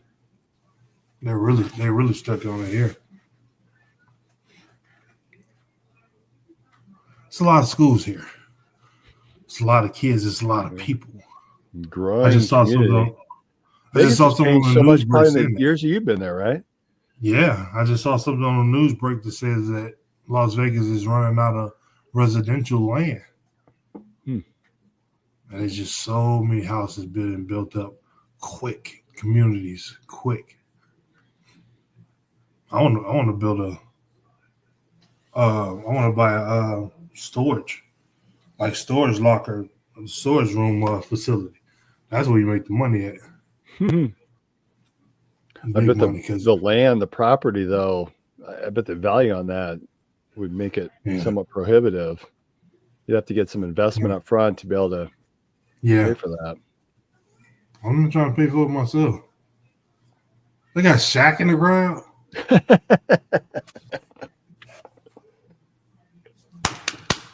All right, here we go. 51-45. And we maybe settle down a little bit and play some Cyclone basketball. Oh, Keyshawn. Ooh, Nice pass. Get in there.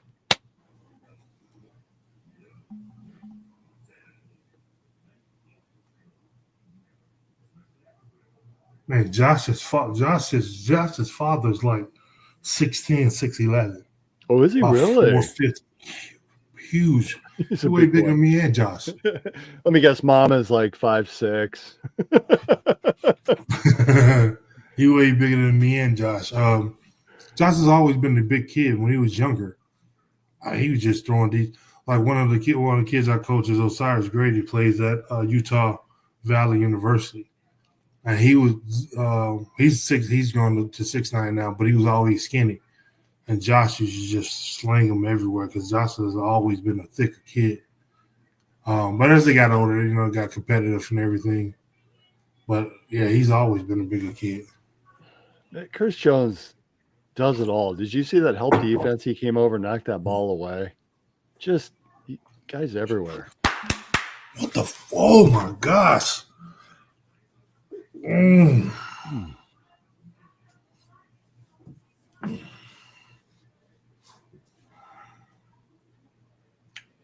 They're going to score on this possession just because we missed a shot.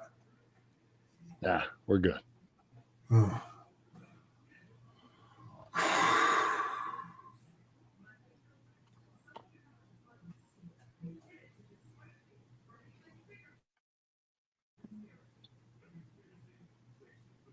Coming with some energy off the bench.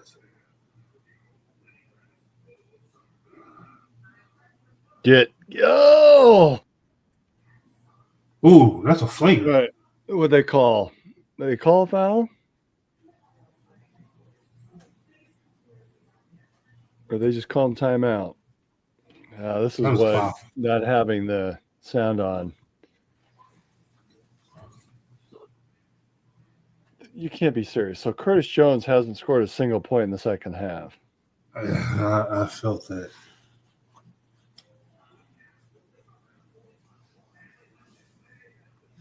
And neither is Deshaun Jackson. So the two leading scorers in the first half, Curtis with 20, Deshaun Jackson with 12, still have 20 and 12. And we're 7:36 left in the second.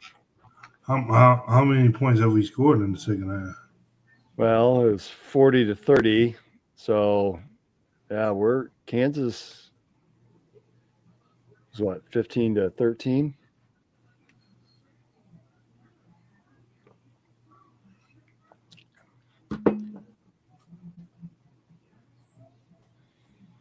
And really, outside of Zeke Mayo, the Kansas offensive starters, they really haven't done too much. So as we're talking about defensive pressure by the Cyclones, they're really doing a pretty good job at holding the Jayhawks in check, and can't really complain too much about that. Dickinson's only got 6 points. He also has 3 fouls and 4 turnovers. If you would have told me at the beginning of the game that we would be holding him in check, I would say sign me up. Well, we got some bodies down low. And that's the difference from what he's possibly known to go up against. Josh is a low down there. Deshaun is a low down there. Chatfield come off and bang a little bit as well. You love your big. It's different. It's different. I mean, it's definitely different than what he's used to. He's used to, dominate. Like I said, I used to hate seeing K-State because K-State had some big guys down low, or guys just lean on you, just bump you and stuff like that. Russ look for you to be retaliatory to things that's going on. You know, if you're not making shots, you're not making jump shots and things like that, then it's going to be, and that's not what he's doing, you know. So, well, not only do we have Jackson and Jefferson and now Watson in there, but you got those guards that come help and poke the ball away. That you're right. It makes it tough on anybody playing down low against the Cyclones.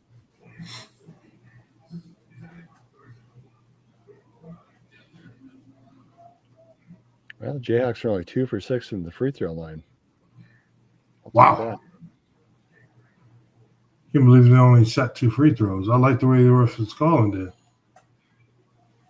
We got 10 steals, 21 points off the steals. That's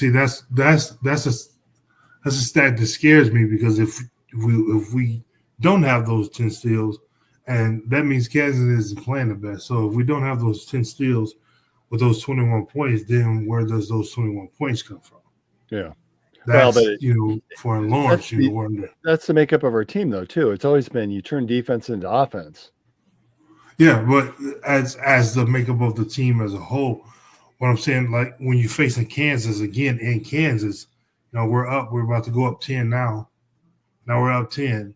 So if Kansas play better in Kansas and don't have 10 turnovers that turn into 21 points, what does the score look like? Because Kansas isn't playing bad. They're just not playing as good as we are. What is offensive foul? All right, here we go.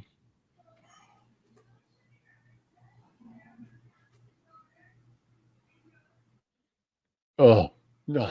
How did you see him open? That's Tamin Lipsey. He's got eyes that just finds the open guy. I wish Jackson would have finished there, but that was a great pass by Lipsey. Did he foul out? Did Adams foul out? I was on Dickinson. Here we got a viewer saying, love to see Watson stepping up on defense. Andrew Larson, I completely agree with you on that. It's been fun watching him play and Watson back. I mean, he's not seeing hardly any minutes the entire season.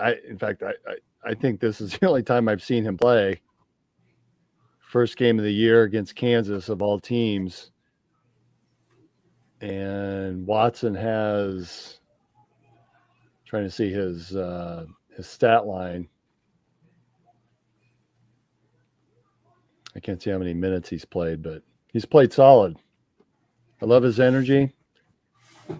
He's sort of that wiry down low post that just bouncy. Yeah.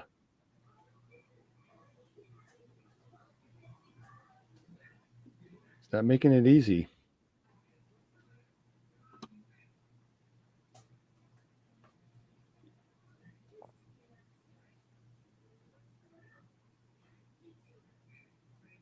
So 12-point lead. Correct me if I'm wrong. I think that's the largest lead of the night for the Cyclones. Yeah, I think we've been at 10. This made free throw and they're Watson there with the rebound. So what's that make them? What, 3 out of 8 on free throws for the Jayhawks? I know when Bill get that stat sheet. I think Keyshawn's forcing that. Yeah. That's over penetration. I think I'd be a little bit smarter when you're up 11. Well, I think being up 11 is why he's forcing. You think it's a little cushion, try to get in the rhythm, Oh. Yeah, missed.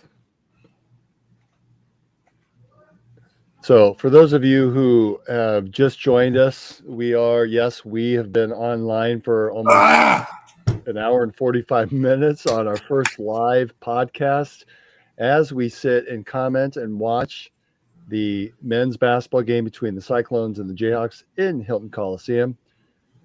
Cyclones are up 57-50 with about 5:50 left in this ball game. And the legend Marcus Fizer and I are watching, commenting, hearing from viewers. We're hoping that you're enjoying yourself watching this game and drinking your Revelton Distilling Company as you are perhaps on your other computer searching online with Dan Douglas and Green Beret Realty, perhaps looking for new homes that you can start thinking about for the summer months. Boy, summer here. Well, I talked before, Marcus, that it was closer to 20. I think it's supposed to be mid 40s by the end of the week. And then we jump back into the mid to low 20s over the weekend. Yeah. The high today was 61, 62. In and out. No. Ah! Foul. No. Is that Chatfield?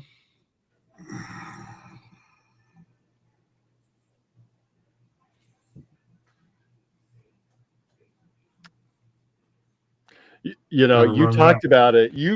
This is your fault because you talked about if you could teach players one thing, it would be the pump fake and then take it back up. And that's exactly what happened on that sequence. I'm blaming you on that one. Yeah, missed free throw again for the Jayhawks. That's pushing her back. Are you serious?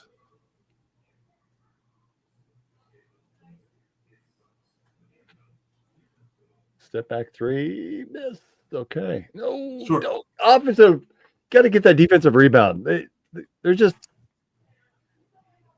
They got to be out rebounding us. That's going in. Another one. Jefferson with the rebound.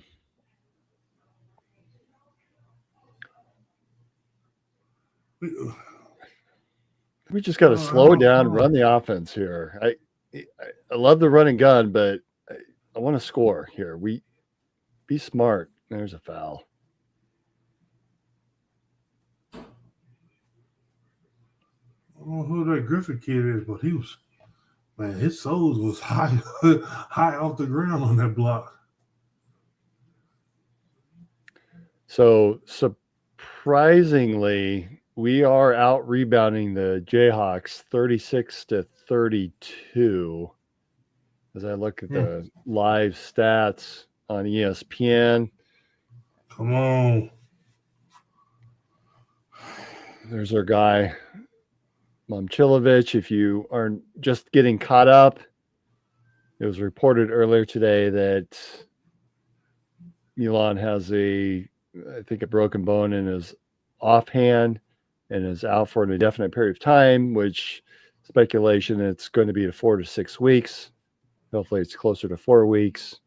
Could certainly use our number one three-point shooter back into the lineup. But that's opened up some opportunity. We've not seen Heisey as much as I think that I expected to see. We're seeing a lot more Demarion Watson. It's good to see him back in the lineup. And he bailed out of it. Did he hurt it in practice or in the game? Practice yesterday. I think there's some speculation on what Saturday Texas Tech game. He didn't play late in that overtime game, and Heisey did. I don't think it was an injury then. I think that was just more of a, hey, I need the defensive player in that late in the game. So Heisey played a little bit more in that overtime. So Andrew is on Facebook asking, how many offensive rebounds does KU have? About 47. Seemed like. I just saw about 4 in a row. They have officially in the books, they've got 9 offensive rebounds.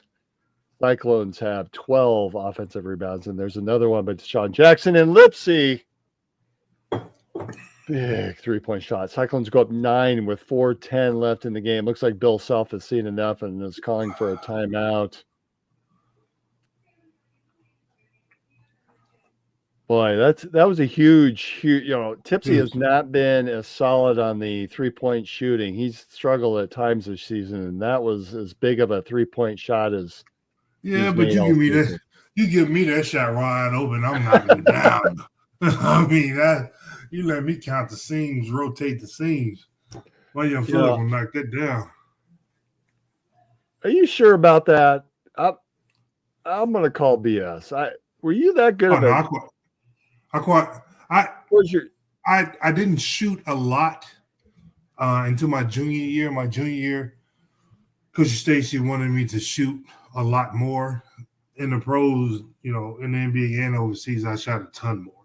Like a lot of people didn't think I even shot as well as I shot from as far.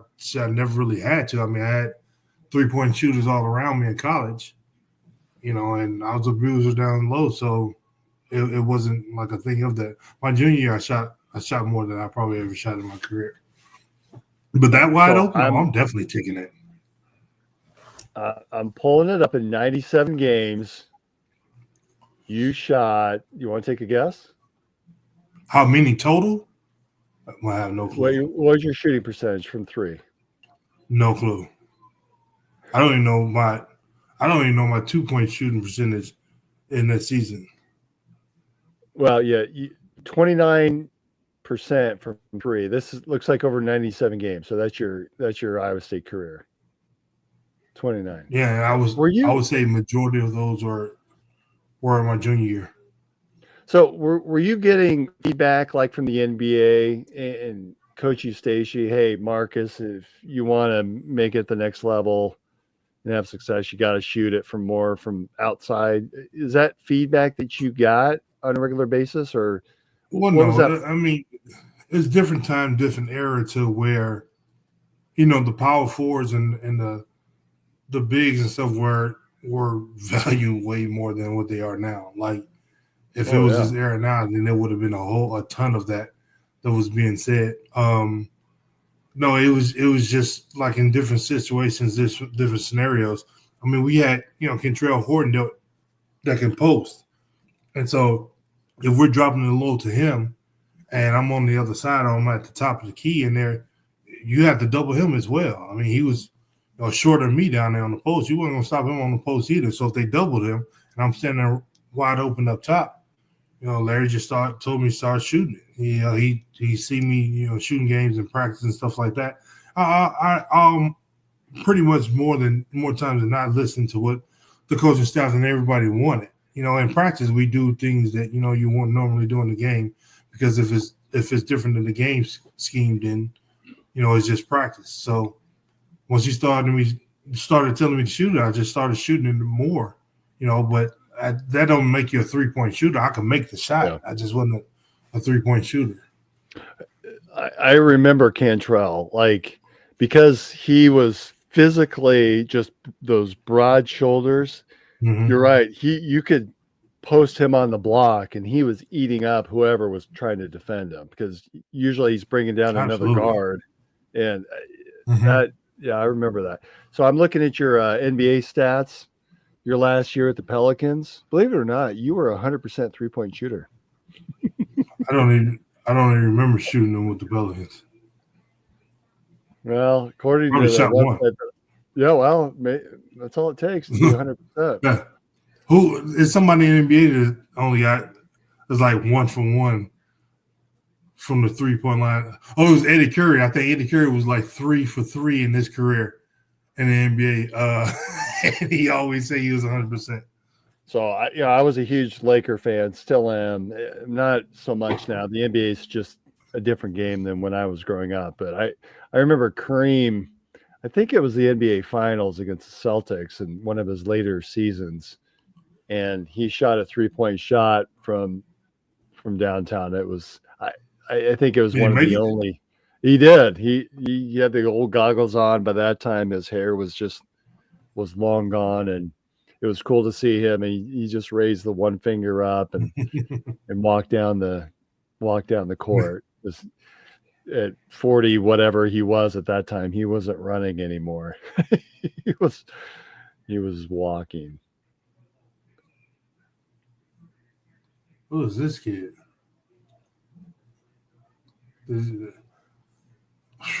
Ooh.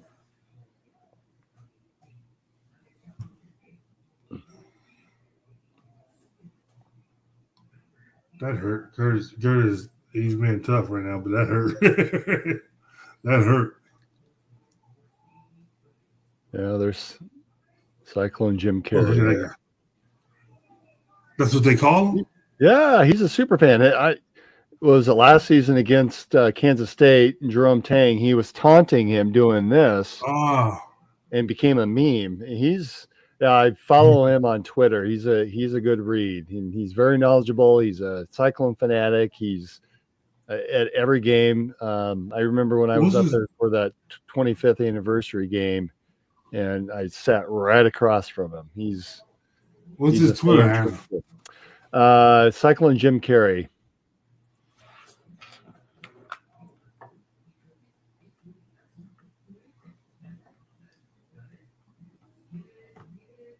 Just all together like that? I think so.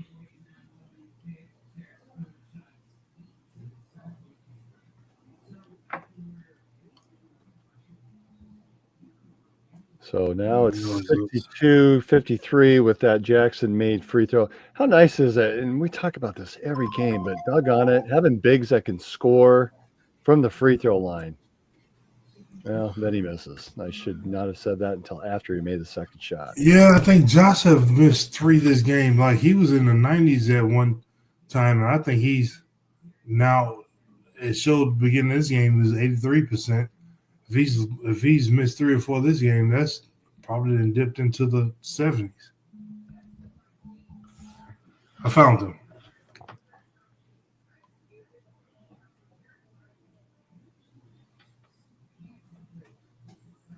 Oh, nice pass. You got to finish that drive. Foul bails us out a little bit there. Take it.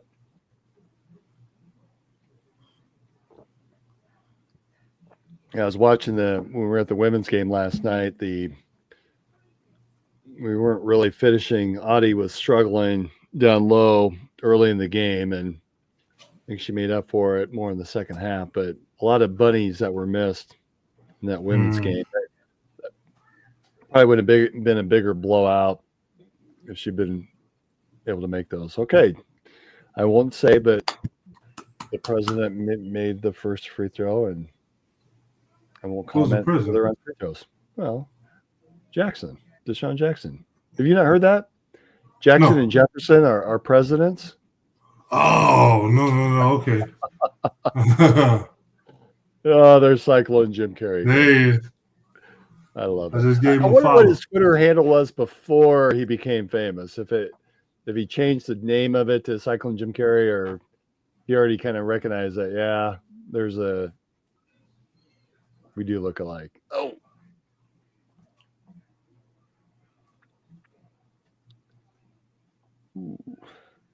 Chatfield, I love the defensive prowess that he has on those rebounds. Look at that. So up 9, 2:25 left. Boy, if you're Kansas, aren't you? Is it too early to foul? There they go. It's too early. It's too early to foul.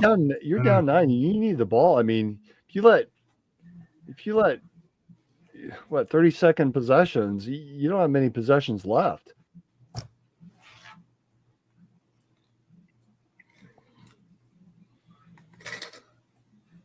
So this game looks like it's going to come down to free throw shooting.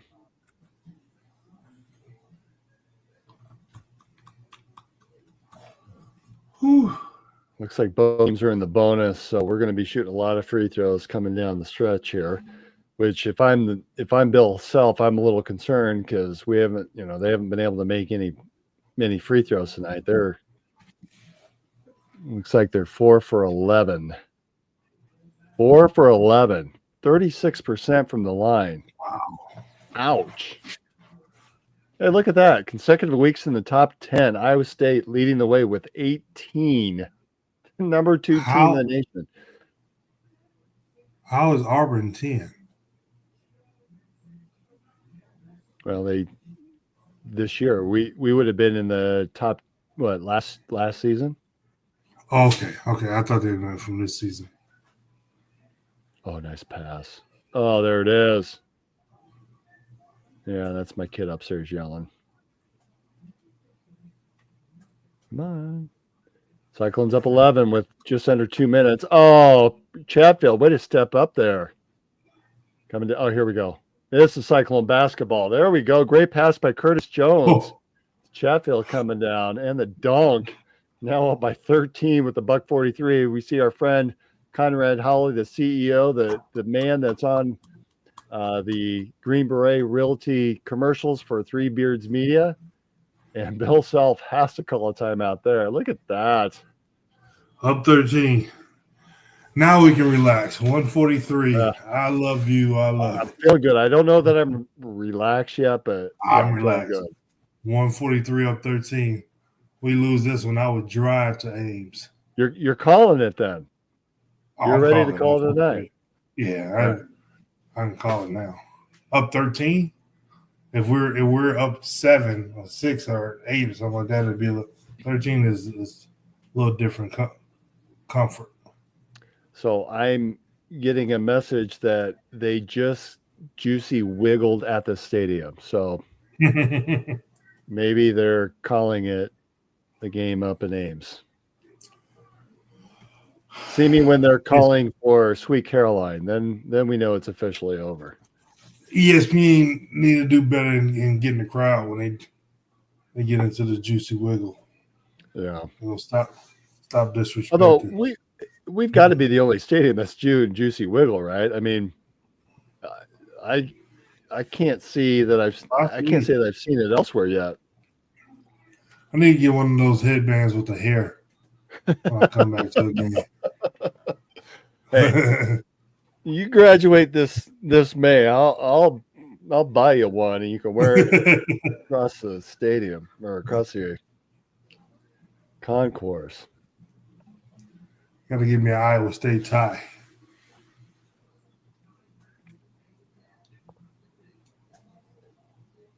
Man, I like the way young Phillip responded to this game, though. Especially not starting. Yeah. Oh. But it's that kind of effort that we're going to need the rest of the season. You know, between Jackson and Watson, you can't help but not be impressed by their effort this game. Watson hasn't played all season, and he really has stepped up. And he's never been one that's you're gonna see him at scoring 20 points, but it's the intangibles that he provides on the defensive end.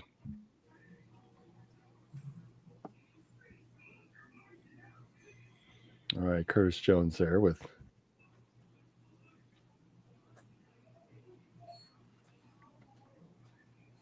man, these kids' hairstyle. So we're at $1:25 left in this game, and those are Curtis Jones' first points of the second half. This ball game. Marcus is calling it. Travel. We live with that. So up 15 with a minute left in Hilton.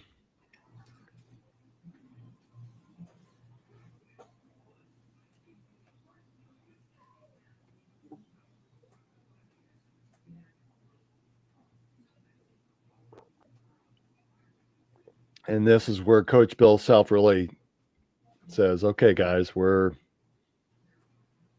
right. Oh, he may woo. Okay, now I'm over. The game's over. We're 18. Look at Jackson. That was a logo Kurt. That was a Jake Sullivan 3. Boy, this team, this is fun to watch. Yes, it is.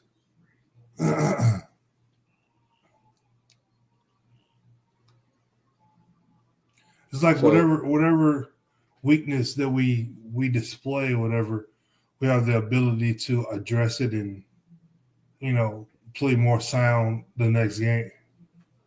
Man, it's crazy to think that tip in against Auburn is the only thing that you can say as a blemish, but to be sitting 15-0 and number one in the nation would have sounded extremely extremely sexy. But we would take number 2. You know, Coach Barnes got Tennessee playing well. Like he's always been a good coach. He always had great teams down in Texas. And it took a couple of years, but he got them guys playing well. And you know, to be in the top 5, to be number 2 behind them, Auburn, you know, it's not bad at all. And again, you know, we have to be impressed. We're talking about a team that lost their best three-point shooter just prior to this game, last night's practice. TJ's got to adjust on the fly. Now, granted, we've got some experience because we've got so many different lineup combinations that he's already played with. And so to be in a situation where you lose your outside threat like that and to come back and just completely dominate the Jayhawks, just an overall impressive game here by the Cyclones. Final score, 74-57. Number 2, Iowa State moves on again. Marcus, thoughts? It's probably time for us to wrap up this show. We've given Chris Shipley 2+ hours worth of content to have to go through. I believe we've kept ourselves clean. We've not shown any video. We've commented on it in live format, our first time at doing so, but I think we're not violated any laws in terms of broadcasting. No HIPAA laws. Everybody say, this is against my HIPAA law. Not HIPAA. But this is not HIPAA. Fun game. You know, we expected them to come out and play well at the Hilton. The magic there. You know, show real promise with Milan being out of what we can continuously do. You know, we pick up this big win against Kansas and you know, build on for the next game. Who we got next? The next game is Saturday against West Virginia at West Virginia. So the Mountaineers have been playing pretty tough under new coach Darren DeVries, who came from Drake, and they've really been a Cinderella, a surprise team in the Big 12 Conference.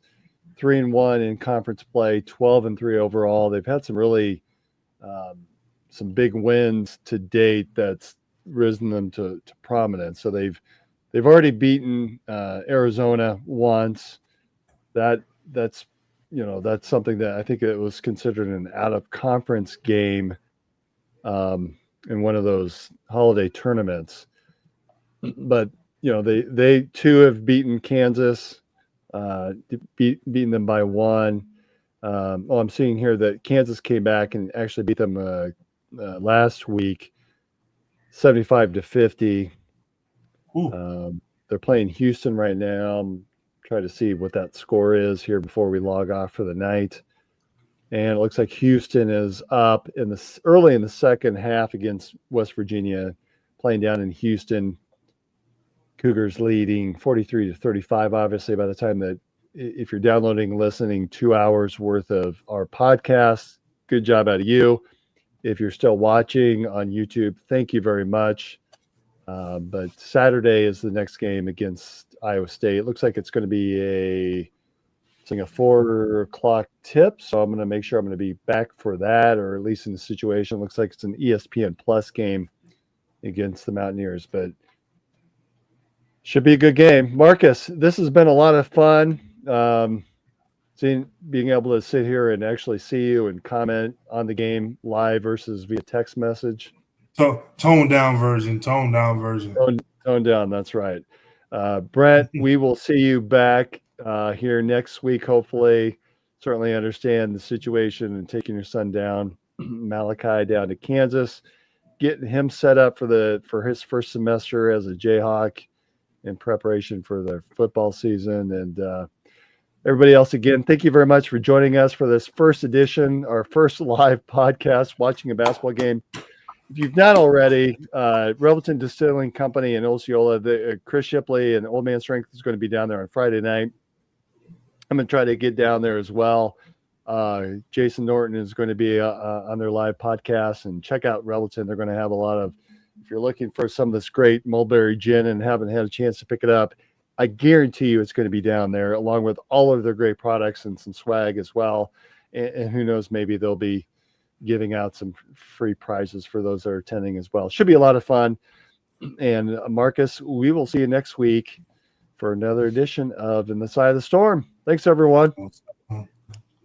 Go Cyclones.